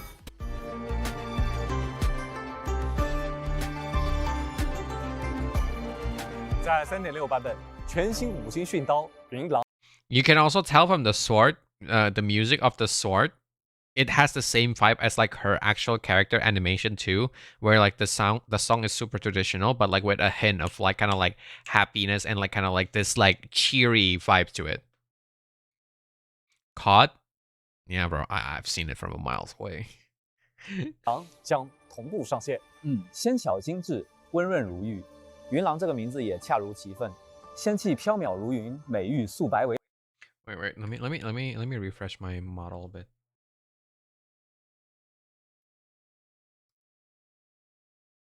为狼亦有疏影横斜，素音飘散，这清雅无染的气质和青霄很是般配。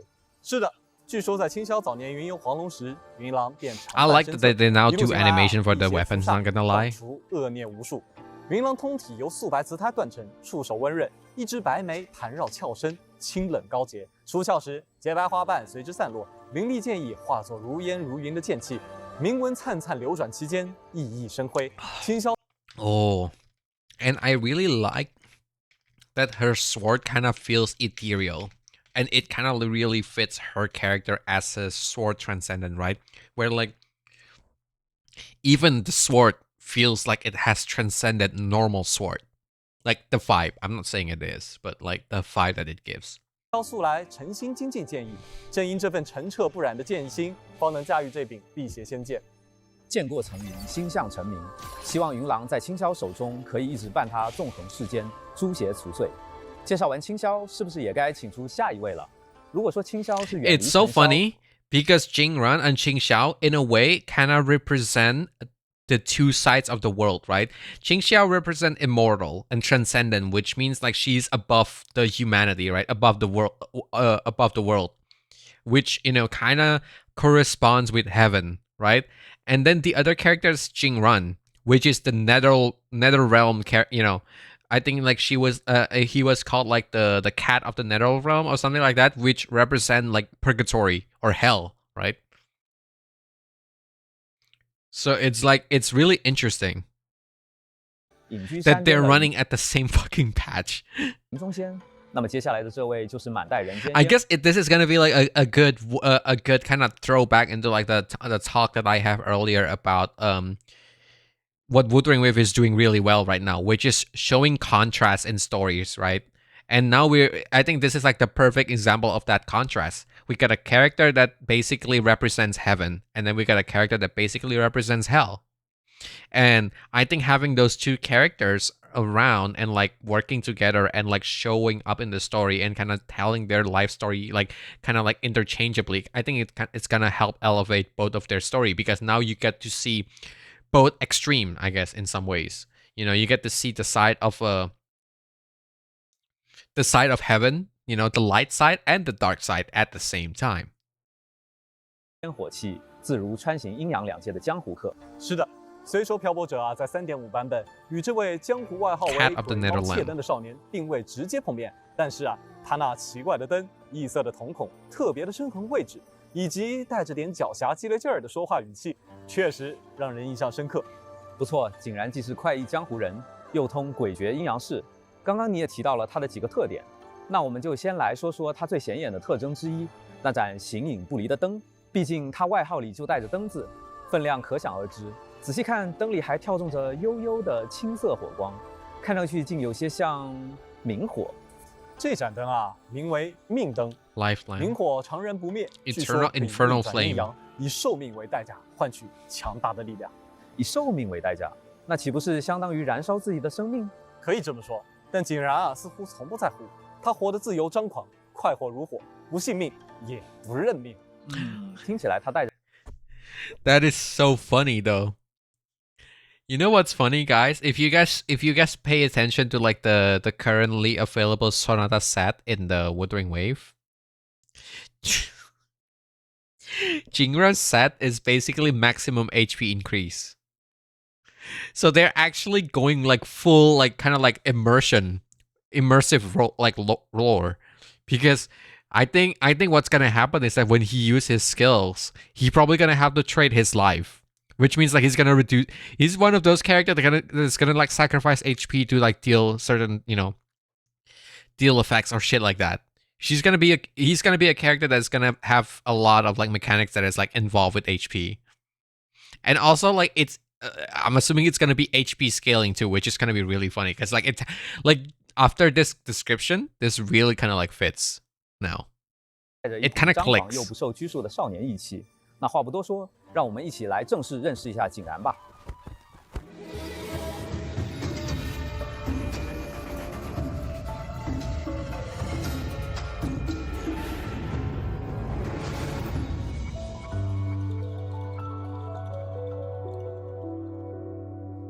I ain't gonna 石 lie. 脉水 I ain't gonna lie. That animation is so low budget compared to the fucking Qingxiao's animation. Even the music is like, I don't know if it's because I'm not paying as much as if I'm not paying as much attention right now, or if like the music is actually a bit more obscure compared to like the Qingxiao's one. Because the Qingxiao one, I think like has a lot more character to it, like the music. Let me watch it again just in 一起 case. 来正式认识一下景然吧。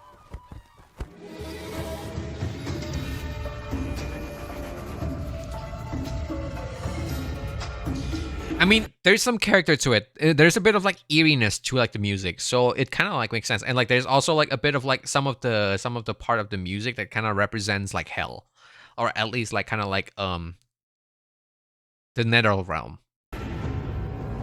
And especially this, right? There's like a bit like a lot of horror aspect, and then like toward the end here, when like there's the sunlight and everything like that, the song kind of like turns into like a bit of like this mellow, peaceful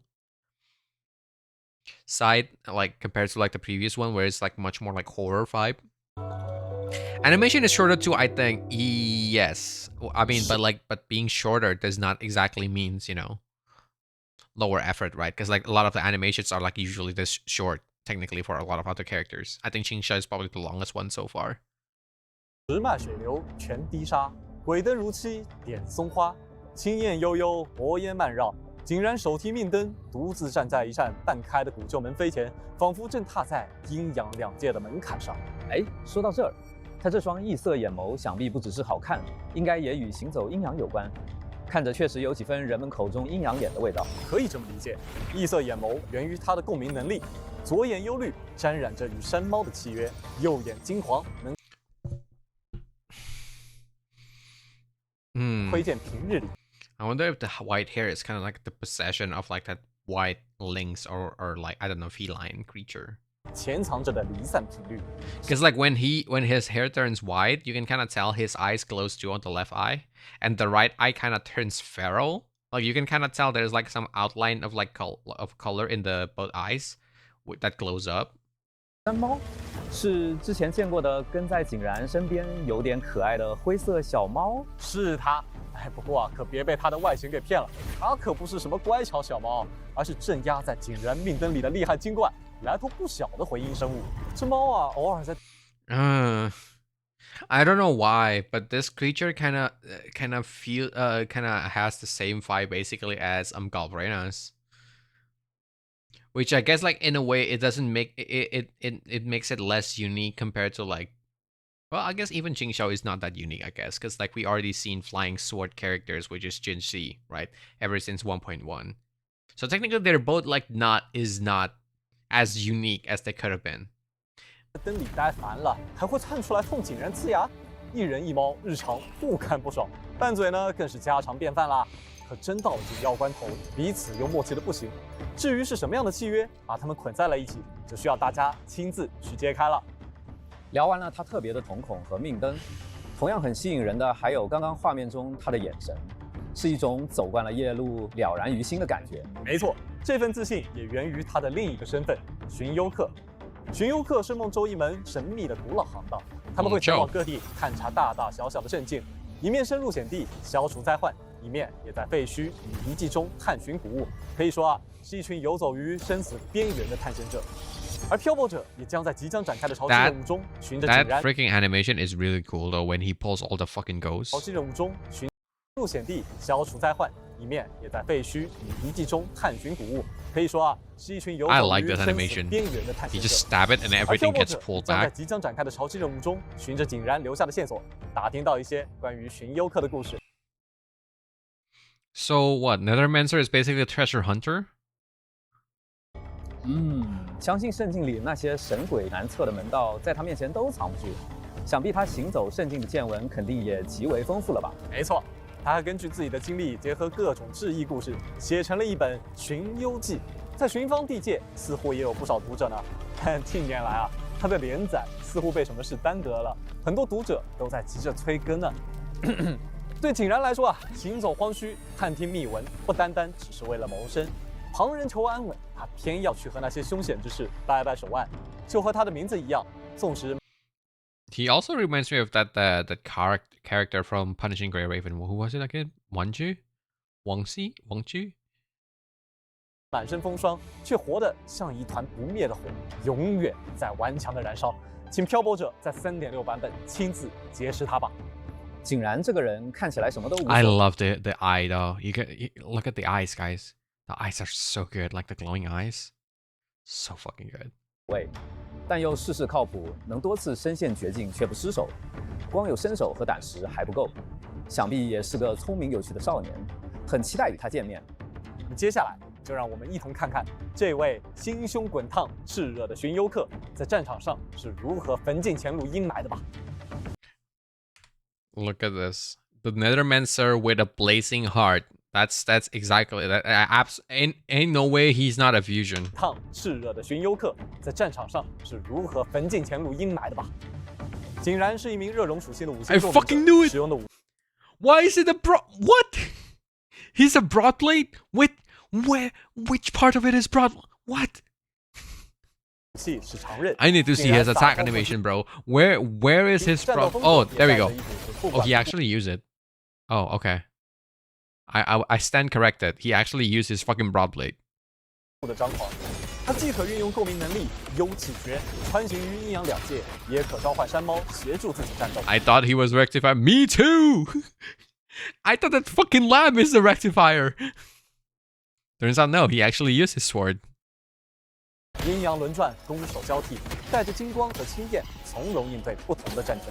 井然的共鸣技能可以为自身提供护盾，此后释放泰身攻击，可对一定范围的敌人造成伤害。当井然处于暴阳形态下，他会手持古刀，金色刀光带着浓墨般的拖尾攻击敌人，并积攒气。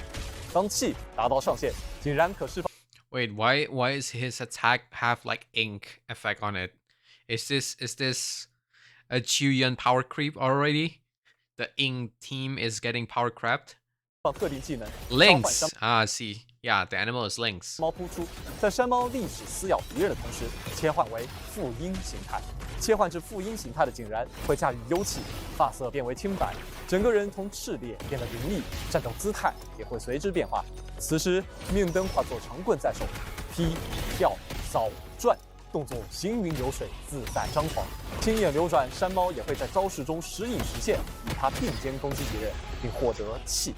当气满溢，井然可释放特定技能，腾空跃起，一棍劈下，在山猫打入敌阵后，切换回暴阳形态。释放共鸣解放时，井然手提命灯。It's so interesting because his form is called yin and yang form. So the yang is the one with the sword, and the yin is the one with the lamb. 巨大的鬼门洞开，门扉里涌出的青蓝明火，瞬间席卷战场。同时，井然自身会消耗一定的生命。Consumes a portion of his own HP. Man.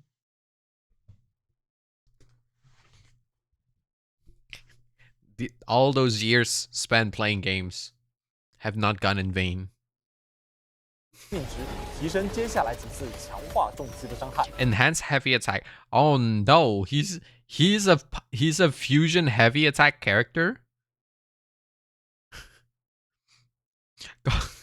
is this male Galbrena?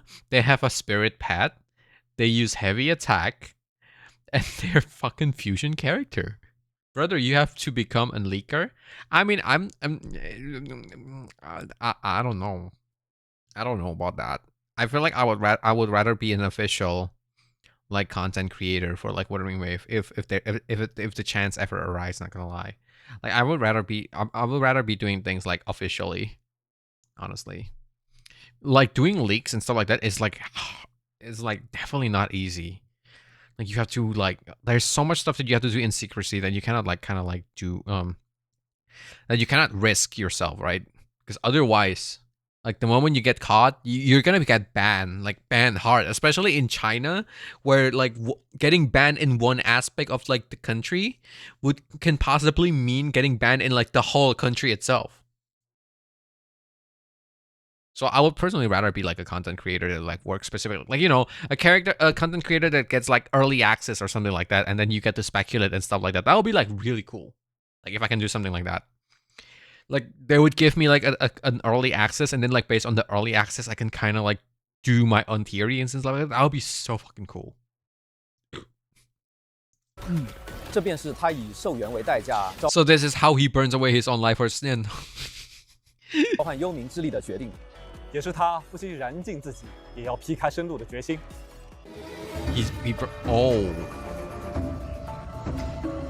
在3.6版本，全新五星长刃千般度也将同步上线。古朴厚重的缠布燃着 I don't like the wraps and stuff like that, but I really like the blade itself. 金芒的锋刃，这把武器一看就写满了故事。没错，这是一把阴阳双生的古刀。Also, there's like some sort of like prayer beats on it. I'm assuming it has something to do with religion. Then 铜钱玉佩 this seems kind of like and there's also coins and stuff like that. Does it have something to do with like how like dead people usually put like coins in their eyes and stuff like that to like kind of pay for like the ferryman of the death? Wait, there's like so much kind of like connection and like similarities with Goldbrena then. 缠绕刀身 Copper coins and jade 刀形 pendants. 修长，满身风霜却难掩锋芒。千般度承载着井然向死而生的意志，随阴阳轮转而变换形态。阳形态下，刀身飘逸着张扬的黑金火焰，野火不尽，生生不息。 Oh wait, it has two 逆 form? 转阴阳，一只苍白的鬼手。 That is so cool. The weapon has two special effects depending on which mode he uses it on. 悄然浮现，若即若离的抓握刀柄，火焰也化作悠悠明火，阴冷渗骨，令妖邪为之胆寒。展开阴阳路 Wait, that actually is a really cool way to kind of showcase your weapon. 燃尽生死图。相信无论在阳世还是幽冥，井然都将手持千般度，以这熊熊烈火劈开一条生路。那么以上就是对3.6版本全新共鸣者青霄和井然的介绍。哎 ，Q 策划，聊了这么多，再看我们周围的玄方山水，也让我有了一些不一样的感受。如果以山水意境出发，我感觉这两位新共鸣者像是两种截然不同，却又同样富有气韵的存在。哎，你这个比喻很有意 Interesting comparison, right? I think these two resonators 共鸣者像是两种 are like 截然 two entirely different scenes. Oh, who would have thought? Surely, no one had said earlier that it's like the exact contrast. 不同，却又同样富有气韵的存在。 Equally captivating, yes. Two sides of the same coin.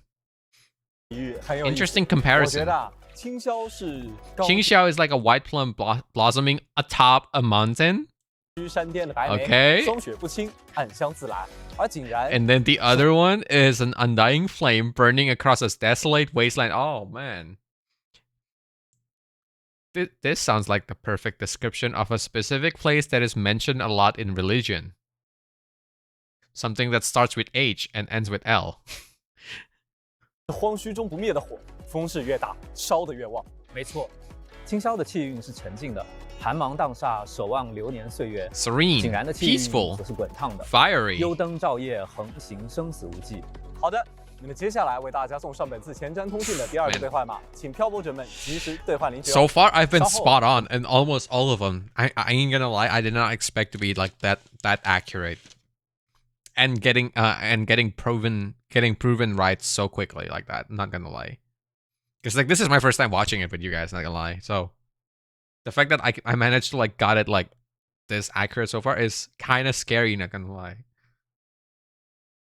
我们会为各位漂泊者带来新版本的活动以及系统优化的相关情报。I think rather than like kind of like propping myself up and like calling oh like you know like look at how smart I am and stuff like that. I think if anything I should give props to like the developers.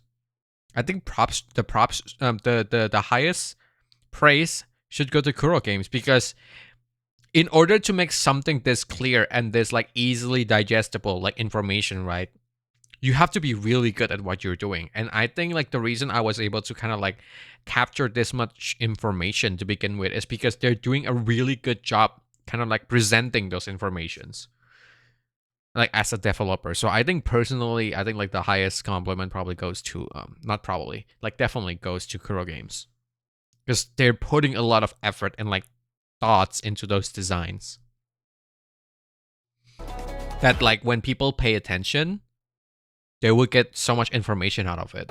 Like when people are willing to, I guess. Eternal Flame.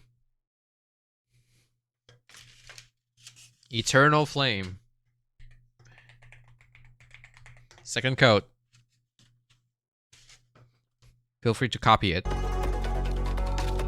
那么首先就给大家先带来回来。那么首先就给大家先带来 3.6 版本角色 Featured Resonator and Convene. 没 Okay. 问题。在3.6版本更新后，全灵千古记剑气满天青，全新五星共鸣者清宵的活动换取先锋御影水天青 Winds of 将会率先开启 Transcendence. 漂泊者可以从中换取清宵，与他一同御剑乘风，穿破重重迷雾。同时，五星共鸣者达尼亚的活动换取 What the fuck? Denia is already doing a rerun? What? Denia is like 3.4. No, 3.3? 3.3. Denia is 3.3, right? Yeah. Yeah, I think so. No. Wait. What? No, Denia is 3.4. 换取与明日以谎言也将同 Best in slot for Xianxia? No fucking way, bro. No fucking way. Her freaking kit technically works with like fusion bursts. There's no way she's best in slot for. Ain't no fucking way. 步开启。武器方面，全新五星训刀云狼、五星鹰杆仪燕座的矮星的活动换取也将同期开启。在以上换取活动结束后， Her other mode is for strain. Is Xianxia it's gonna be like one of those characters that use like tune strain and tune rupture? 穿行阴阳的寻幽少年全新五星共鸣者井然的活动换取身负三图将会开启，漂泊者可以从中换取井然。 I mean, I'm just gonna use her with whatever I want, to be fair. 前路的光，五星共鸣者飞雪的活动换 You 取。 no, my wallet, please stop. Why are they rerunning already? It's barely 2 patch. It's only 2 patch. What the fuck is this? Guys, I have bills to pay, guys. I can't. Man. 色索印铅 3.4 was Cyberpunk patch, then yes, 3.0. Okay, 3.3. Okay. 3.2. It was 3 patch ago. 3 patch ago is like less than 6 months. That's actually kind of quick. I heard Xianxia is strained, but I don't know what else. Okay. I guess we'll find out more. Yeah, these reruns are insane. Man, they really don't care about Jingrun. Because they're rerunning Jingrun with literally one of like the highest, like one of the most fun character in the patch 3 like version 3. It's so insane. Also, welcome, Mike. Welcome, Mikey. Welcome. But yeah, like it's so insane. I don't know how I feel. Like I feel like they're kind of setting Jingrun up for failure. And at this, see, there's 2 ways to look at it, right? Like first of all, like you can look at it as like they're setting up Jingrun for the failure. And at the same time, you can see it the other way, and they kind of try to serve both side of the fans. Because if you think about it, like a lot of people either pulling male characters, And a lot of them are usually, usually they're either a character collector, in which case they're probably gonna swipe either way, or there's someone that only likes male character and they would only pull for male character. And by running Hiyuki on the same banner, right, it can either mean they don't really care. You can see it as they don't really care about how Jinran is performing, because I think Hiyuki is probably like arguably gonna make more money than Jinran. Or you can look at it as they're trying to like serve both people that like pulling male character and people that like pulling female character. Because now you have two options. If you don't like male characters, and like a lot of people, I've seen a lot of people who are like, oh yeah, no, I only collect the waifus and the girls, right? Now you got Hiyuki as an option, because now she's on the rerun, and like she's one of the most fun, like character, like play style wise, gameplay wise, one of the most fun character to play with. And if you're into the male characters and you want to collect husbandos, then you got Jinran as an option. So like there's like absolutely two ways to look at it. But yeah, let's get back into it. 班未来，五星共鸣者末年的活动换取，纵使 Oh, there's 星光 fucking 与 Mornia 无穷 too. 远 What the 将会 fuck? 同步开启。 Is Mornia gonna be like the best support for Xiao? Maybe? No way, right? Surely no way. That'll be so weird, but yes way, maybe? I can finally get Mornia. I have her, but I don't have her weapon. I think I'm gonna try to pull for all the characters first, and then the weapon last. Not gonna lie. 全新五星常任 Oh, speaking of which, Ahmed is on the current banner. Oh, my daughter. Do I need to S6 my daughter? I need to S6 my daughter because like one of my friend actually got her to S6, and I'm so mad. And now I want to get an S6 character again, but my wallet. She also works with Strain, right? Yeah. Mornia is actually only Strain, I think. I don't think Mornia has an option for Strain and Rupture. Or maybe I'm wrong. Because so far, I think character that works with Strain, I think usually gets to pick between Rupture and Strain. So I think I'm wrong. I'm S2 Amy, but lost S3 50, 60, 60, so I'm just gonna save it, man. I can't even S6 character anymore because of the bills. If there's no bills, I would like probably do it no hesitation, like I did with Jinxie and Carlotta and Camellia back then.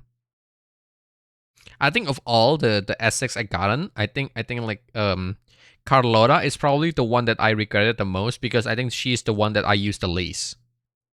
Like of all the 3 S6 character that I have, right? I always use Camellia now for Whimpering Ways, and Jinxie carried me so hard during like version 1. So like what? Like that's like what, 5 patches that I constantly use her, because every boss in version 1 just dies in one hit with her. So Jinxie kind of in a way earns me back quite a bit, whereas like Carlotta, I think I only use her for like 1 or 2 patches before they kind of went away with the meta, because they're introducing the negative statuses, and then they introducing Cardatia as well, right after that. So like she kind of got into the back burner. Yeah, I already benched Carlotta sadly. Yeah, see, like Carlotta, I feel like it's like the lowest value I've gotten so far from the game. In a way, it's kind of funny because I was kind of on the fence about getting Carlotta even, but then I put the poll on Twitter, like should I S6 Carlotta or not, and like that's how I ended up having to pull Carlotta S6. It's because of the Twitter poll, bro. 天班度，五星炫刀着霜，五星常刃咒算仪轨 I。started playing for Carlotta and she now deals so little damage. I think for me she does a lot of damage still, because obviously S6, but here's the thing. She's a Glacio character, and guess who is also on Glacio element, guys? Oh no, it's Hiyuki. And I'm so sorry, like Carlotta and her. Oh man, her voice actor is so good. Like her English voice actor. Oh, I forgot who is it. Her name. Fuck, I forgot her name. Ling. Yes, Ling Yang. My Ling Yang is actually I think Ling Yang is the character that I get the least actually. Charo is the character that I got the most. 的活动换取也将同期开启。介绍完换取活动，不啦，也请给漂泊者介绍一下3.6版本的其他活动信息吧。好的，首先要给大家介绍的是黑海岸近期开放的 High-level simulation simulation realm from the Black Shores. Oh, is this gonna be like one of those endgame? 高规格新型模拟域，也就是我们在3.6版本中即将推出的全新 Carlotta VA is Mile. Yeah, yeah. I know what 提升 character they. I'm trying to remember the actual name, but I forgot because she also voiced the Shadowheart in Baldur's Gate. 这次和以往的战术训练有什么不同呢？ I dodged Ling Yang for 2 years, and then I kept getting him now, and now he's S3 already. That's so funny. I think I'm pretty sure male characters love me because my Kalchar is S6. In Zenless Zone 0, my Lycon is like M4. He's like the highest constellation character I have in the fucking game right now. And the other character that is maxed out on my Wuthering Wave is also fucking I guess Encore, which is Little Kid. And then I forgot. Farina is S5, S4 maybe. I forgot. And then like in Jennifer English, yes, Jennifer English. There we go. In Honkai Star Rail, I think the other character I get the most is Welt, like Honkai Star Rail. And then in Genshin, I think I got the look at like. No, actually, in Genshin, I think the standard character that I get the most is Jean, actually. So not on Genshin. My main gacha are ZZZ and Wuwa, but suddenly I lost like 8 or 5 50-50 here. My ZZ luck is so much better. My Wuthering Wave luck is actually really bad too, not gonna lie. Especially if you guys were here on my other streams. Like I stream my NTE polls. I got 5-star character in 10 polls, guys. I got Eroi in NTE in 10 polls. And I got 3 5-star weapon in the NTE weapon banner, guys. Out of 80 polls, I got 3 5-star, guys. How is this even possible?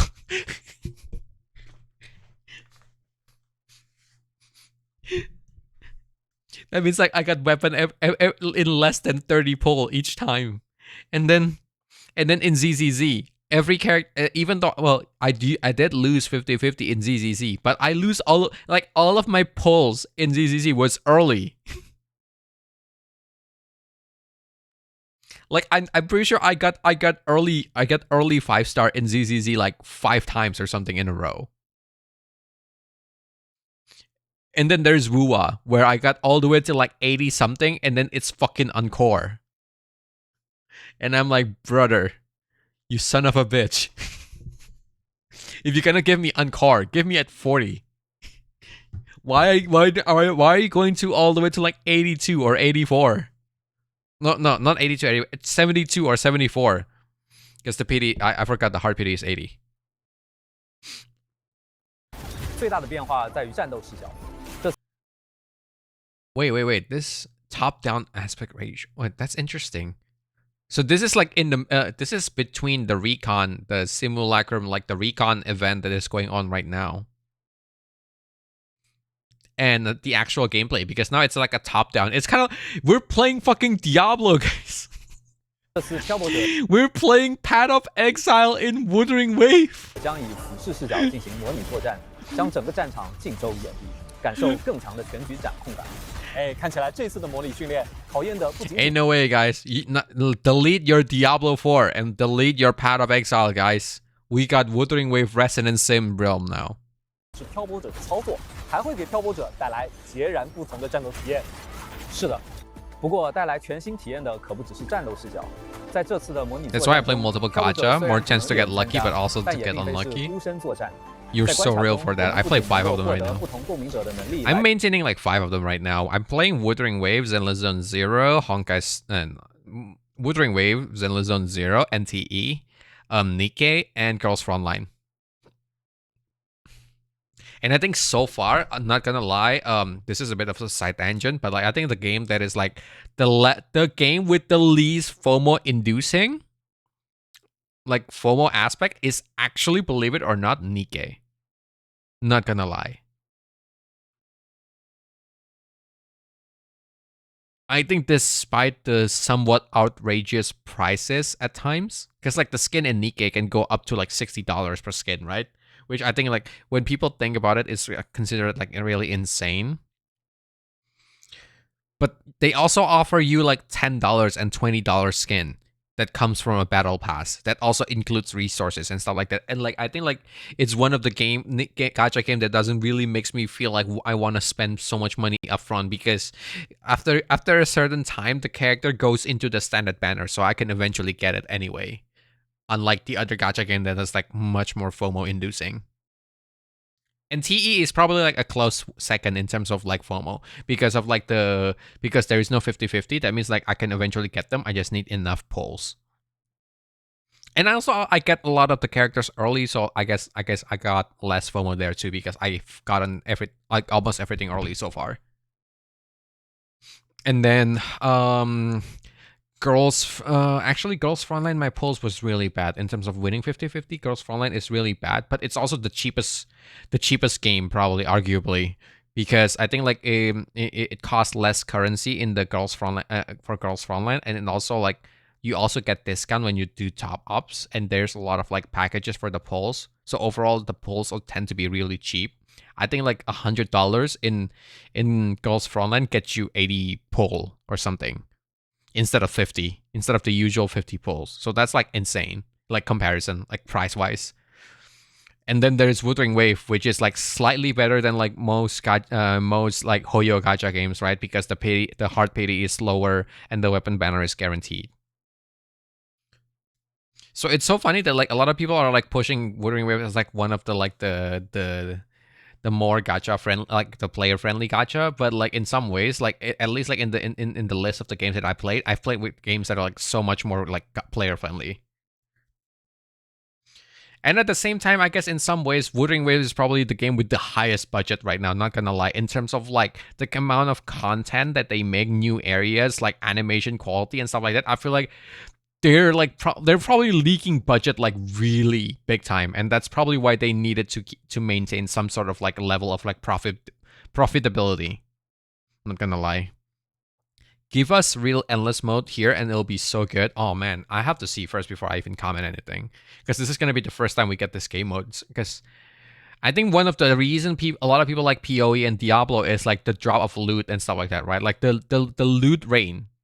And I feel like if they cannot like simulate that same kind of like satisfying, rewarding experience, it's gonna be really hard for people to like kind of like get into this game mode long term. 来强化自身，使自身的基础技能附带对应共鸣者的能力效果，还可以在技能命中敌人时积攒特殊能量。Her lightning is red. What the 量蓄满 fuck? 后，即可召唤或变身为对应的共鸣者，释放更加强力的特殊技能。Wait, is that basically like Augusta's attack? That is so cool. 起来还蛮有意思的。 The reason her lightning is orange is because like she uses Augusta's lightning. 以一人之身汇聚百般能力，不同共鸣者的能力在漂泊者身上交织碰撞，会擦出怎样的火花呢？期待大家参与活动，在实战中亲自组合尝试吧。参与活动，漂泊者可以获得新生、深海意象万鹅牢。 It is literally like fucking like Diablo / like PoE, because you can fight bosses while being like surrounded by fucking mobs. 有区活动专属称号共鸣最佳搭配 Resonance best combo. 对了，前面我们已经为漂泊者们介绍了，在完成3.6版本潮汐任务 Oh, 后， I love 漂泊者 this 将 leaning, 获得一张专 the 属的 leaning 七弦 leaning 琴 towards like titles 那么 and 对此 like 我们也 name 设计 card. 了一 I 个 think 特 it's 别的 really 活动 cool. 清弦记流年。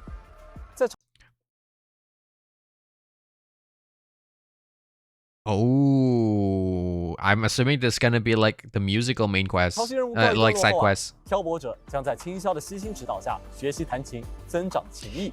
活动 It's gonna be like 将 Where 为 Winds Meet, 逐次开 guys. 放7个任务，陆续解锁4段新的旋律。漂泊者只需静下心来，跟着清霄的引导，试着 I 弹奏， fucking knew it. 便能在一弦一音间渐入佳境。悠悠岁月，种种心念都将融于弦音之中。心静即生旦，其间无古今。完成任务即可获取新生养。 It's really interesting, nice attention to detail. If you guys look at this scene, 悠 right? 悠岁月， If you guys 种种 look 心 at 念 the 都 scene 将 where 融于 she's playing 弦 with 音之中 Qin 心静即 Qin 生旦 Xiao, right? our Kuchin is like gold, and her Kuchin is freaking blue, like the accent colors. Oh, I want some private lessons. Oh, nah, bro, get in line. Me first. 期间无补金，完成任务即可获取新生、养成材料等奖励。接下来，休闲活动回归啦，第二索拉又被搞事情啦。活动第二索拉鬼影迷踪将在3.6版本开启。哎，等等，我记得在2.6版本的时候，第二索拉就被入侵服务器篡改数据，这次不会哟。你猜对了，这次的异常现象啊，似乎和之前在第二索拉中制造程序错误的库洛洛有关。严肃检查设计师的精神状态。精神状态好不好啊？不知道，但脑洞确实挺足的。在本次活动中呢，漂泊者需要亲自深入异常场景，标记那些异常的表现。哎 What the 说 fuck？ 起来，上次可是有不少漂泊者在面对异常选项时，手一滑就选了更疯狂的那一面。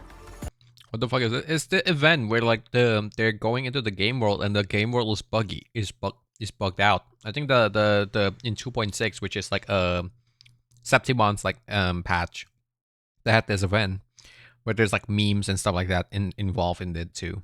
老实说，你们是不是反而 Oh my god, ain't no way 新高度啊！不过 Ain't no way 具体的选择权依然掌握在漂泊者的手中。 What the fuck？ 感兴趣的漂泊者，欢迎来第二索拉鬼影迷踪，尽情发挥。完成场景任务呢，即可获得新生、养成材料等奖 What the? 励。 Wait, is that a Gundam? They made a fucking Gundam. 潮汐密文限时勘察活动也将开启，参与活动完成区域内的活跃任务，即可获得新生等奖励。除了以上的休闲活动玩法外，我们也准备了一些更考验操作的活动内容。首先是限时活动，若梦仍有回声。没错，熟悉的联机挑战玩法又回来了，与好朋友们一起组队迎接强敌吧。在本次活动的最终挑战中，漂泊者们可以连续挑战多个 BOSS， 一轮接一轮，越战越酣畅，并且助战深海在最终挑战中会得到特殊的强化，发挥更大的作用。是时候喊上好友，在战斗中打出属于你们的高光时刻了。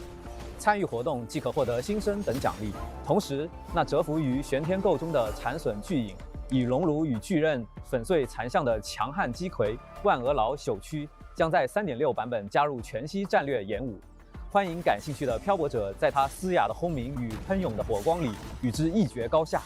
7日签到活动烟云赠礼也会在更新后准时与漂泊者们见面，届时请记得登录领取。在3.6版本更新后，商城将上架轻销饰品云岚疏影，这是一枚形制华美的冠饰，白眉与流云为形，青枝盘绕成冠，泛着明月般的清辉。不同于云岚疏影的静雅，井然饰品素雪玄猫则带着自由灵动的气质，是一只通体恢容的小猫，一双与井然相似的翼 Is that fucking Tom? 瞳藏着可爱与神秘，满身的机灵劲儿挡都挡不住。这两件小物啊各有各的风采，感兴趣的漂泊者可以在更新后前往商城获取。接下来，也请给漂泊者们介绍下游戏优化的相关情报吧。没问题。首先是科考摩托的相关优化，我们为科考摩托展示界面新增了主题场景。漂泊者在3.3版本、3.6版本的潮汐任务推进到对应节点后，即可在飞讯中领取对应风格的科考摩托场景。也就是说，我们除了可以切换摩托涂装等内容外，还可以切换不同风格展示场景啊！没错，漂泊者在领取 Wow. We got a garage before we got a house, guys.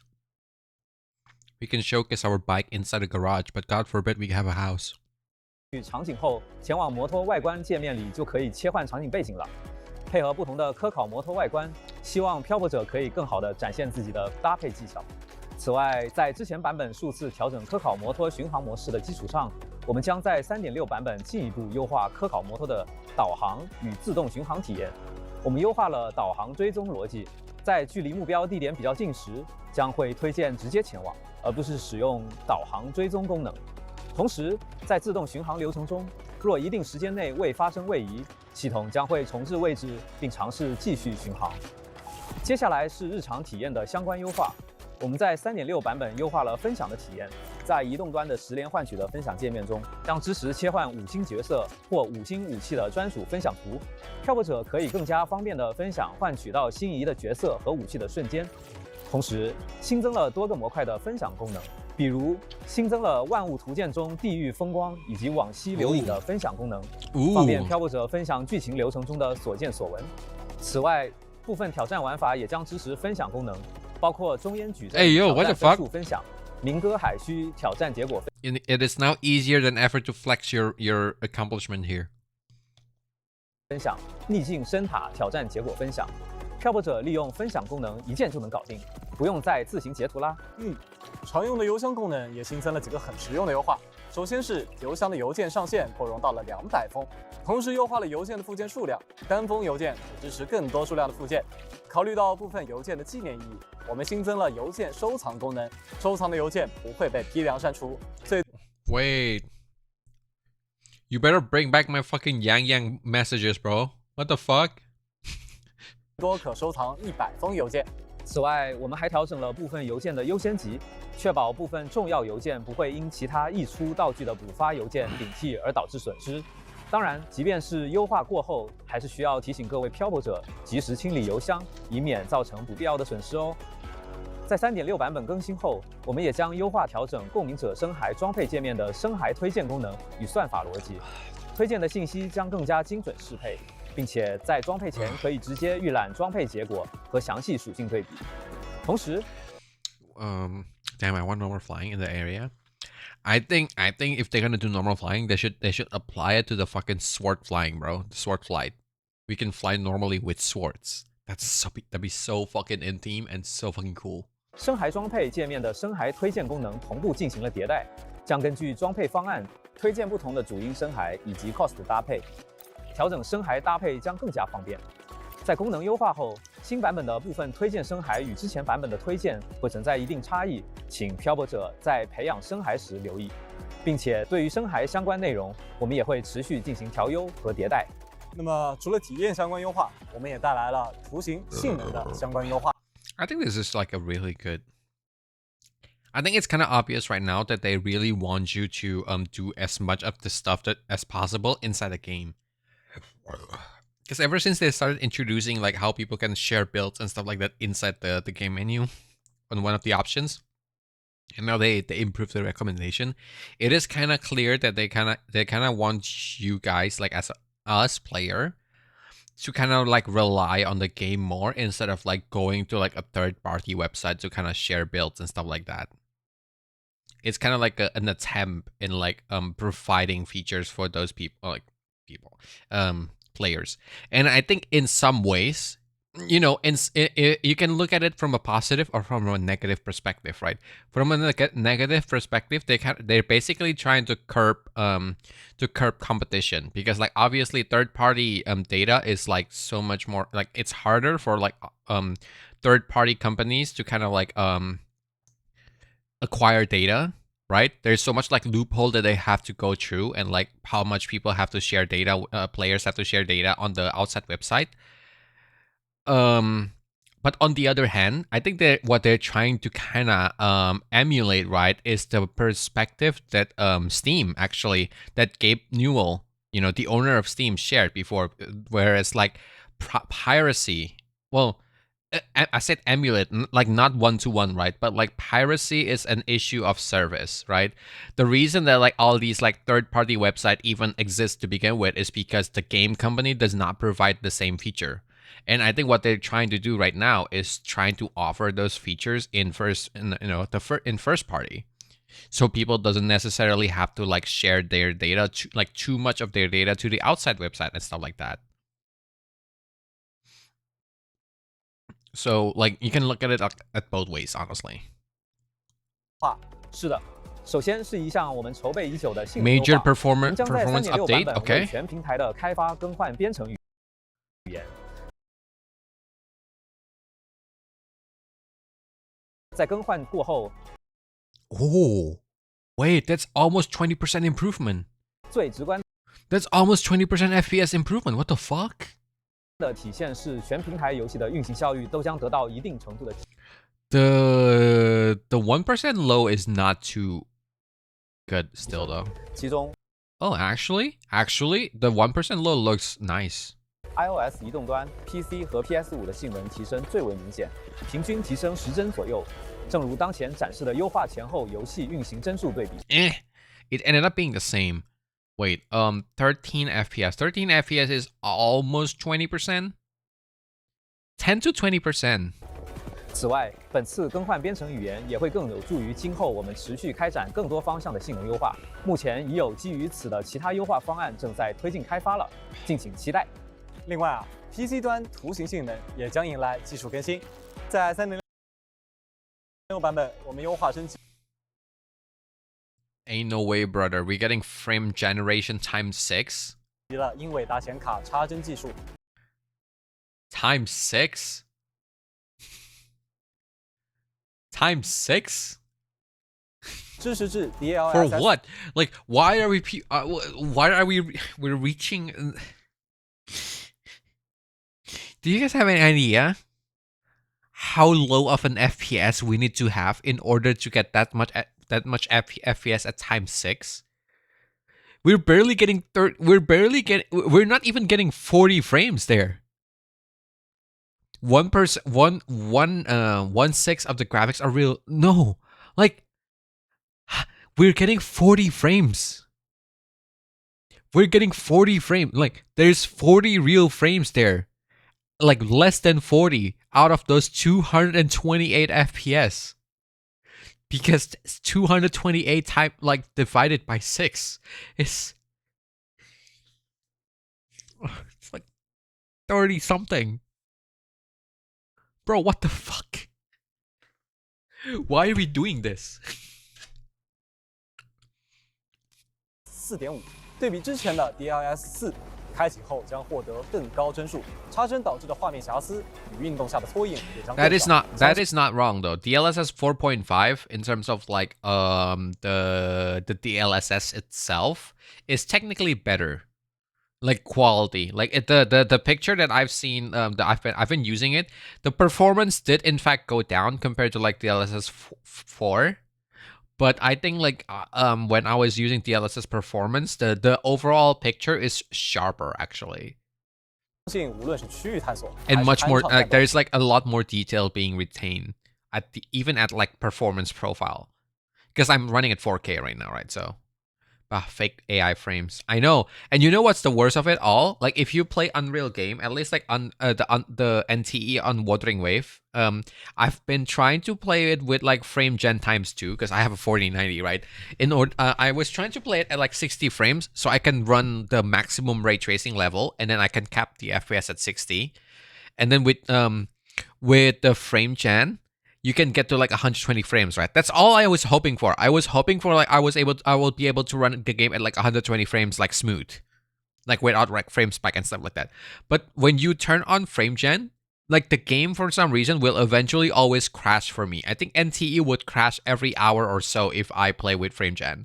And Wuthering Wave, I think crash almost immediately, like within like 15 minutes. I think in Lahairoi. So I never ended up using I went back to like a normal FPS after that. Like I turned off the frame gen because in no way I'm playing a game that keeps crashing every fucking hour, bro. 画面表现都将进一步提升。好的，以上就是关于新版本游戏内的信息啦。希望漂泊者在这新版本能够感受到这些变化落到实处。我们也会继续收集反馈，持续打磨，希望给大家带来更好的游戏体验。 接下来也和漂泊者们分享下最。Oh, my money, my wallet, please! I need to work. How much more work do I need to do, guys? How much more work do I need to do? The LSS is good, but FrameJam always gave me artifacts. Yes, it does give me artifact too, but I take a small bit of artifact in order to get smooth experience, right? But the problem is that like the game always crash, so I gave up on the FrameJam. Not gonna lie. Oh, that Lene is so good. Those ties. Oh, Lene, my beloved. 最新的周边信息。Something about Gyaru girls. You know, something about gals. Something about Gyarus. 明朝将与大漫将联合推出林奈1:7正比例手办，手办定格了甜酷飒爽的林奈倚靠摩托旁的瞬间。这款手办目前正在锐意开发中，更多详细信息，请漂泊者们关注官方社媒平台。好的，那么本次的前瞻通讯也接近尾声了，现在为大家送上最后一个兑换码，请大家记得及时进入游戏兑换领取哦。The answer. This is the final code. The answer. Allow me to type it for you guys.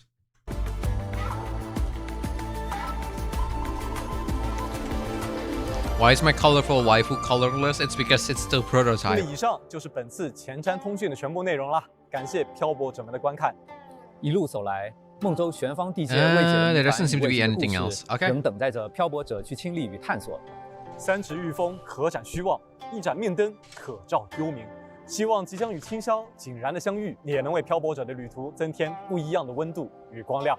明朝3.6版本《圣云灯影凡尘剑心》将于8月20日正式开启。漂泊者们，山高水长，8月20日我们冒险继续，拜拜，拜拜。Man, kind of exciting stuff, honestly. I wasn't expecting I would low-key wasn't expecting the patch to have that much stuff, considering that, like, you know, it's technically not, you know, 3.5 is the big transition patch, right, where they have to introduce a lot of new things, including new maps and stuff like that. But I didn't expect, like, even like 3.6, which is a patch right after that, to be to have like this much content. Like, I'm not gonna lie. So to be fair, I'm not excited to low-key kind of grind myself to dust because I'm like currently trying to catch up with Zenless Zone Zero, and I'm still not done with season 1 yet, guys. I finished the main story, but I need to catch up with the side stories. I still have like 4. I have 4 more side content that I have to play before I can go to season 2. Wow, so behind. Yeah. I'm trying to keep up with the main story as a whole in Zenless. So I finished the main story already. I was about to move on, but then I was like, wait, apparently like the permanent content is also have story on it. So I have to finish that too. You know? So I have 2 more that are like 3 hours, 1 more that is like 1.5 hour, and 1 more that is like 2 hours. I think the 2-hour one is like the movie watching one, the cinema one, which I'm so looking forward to. But yeah. But it seems like, yeah, it doesn't seem like we had anything else in the Wuthering Wave live stream, so I guess that's it. Is the other way around? In ZZ, I don't have anything else to do other than the new content every patch. Wow. How lucky. Must be nice. I await the day I can actually do that, so I can actually play another goddamn game. I'm trying to catch up ZZZ this patch, so I can actually play the story in all the events and stuff like that. Actually, tomorrow I think I might stream ZZZ. We'll see. I need to do some of the weekly stuff, and I might stream myself trying out the Project Bagel, which is like the new the new permanent content that's gonna reset the new weekly content. So, yeah, we'll see about that. It depends on how work is gonna be tomorrow. In Wuwa, I'm just caught up with MSQ and have a ton of side quests. In Wuwa, I've caught up with the main quest, but I have so much side quests and like character story to do, to be fair. And I will do them. I promise myself, and I promise to you guys, I will do them. Just because I don't do them immediately doesn't mean I won't do them. Like, just like what Zenless Zone Zero, you know, I keep telling people that like I will eventually come back to it, and that's why I'm spending money on the game, right? And I do. You know, I am a man of my words. But yeah, I think that's enough for today. I did not expect reacting to a 58 minutes preview program would turn into a 2.5-hour video. I pray for my friend who is gonna help me with creating a VOD or like creating a YouTube video for this, because like I'm starting to lean in more about like side content creation, and I talked to my friend and like we're gonna try to make a YouTube video out of this. I am praying for him. If you're hearing this, my friend, good luck. I will be there for you in spirit as I work at my workplace. But yeah, thank you so much for watching, everyone. Whether you guys lurking, chatting, playing with me. I appreciate you all. I hope I'll see you guys again on my next stream, probably tomorrow. I'll probably gonna be streaming ZZZ, as I said earlier. So if you're interested, interested in seeing me struggle, you can be, join in.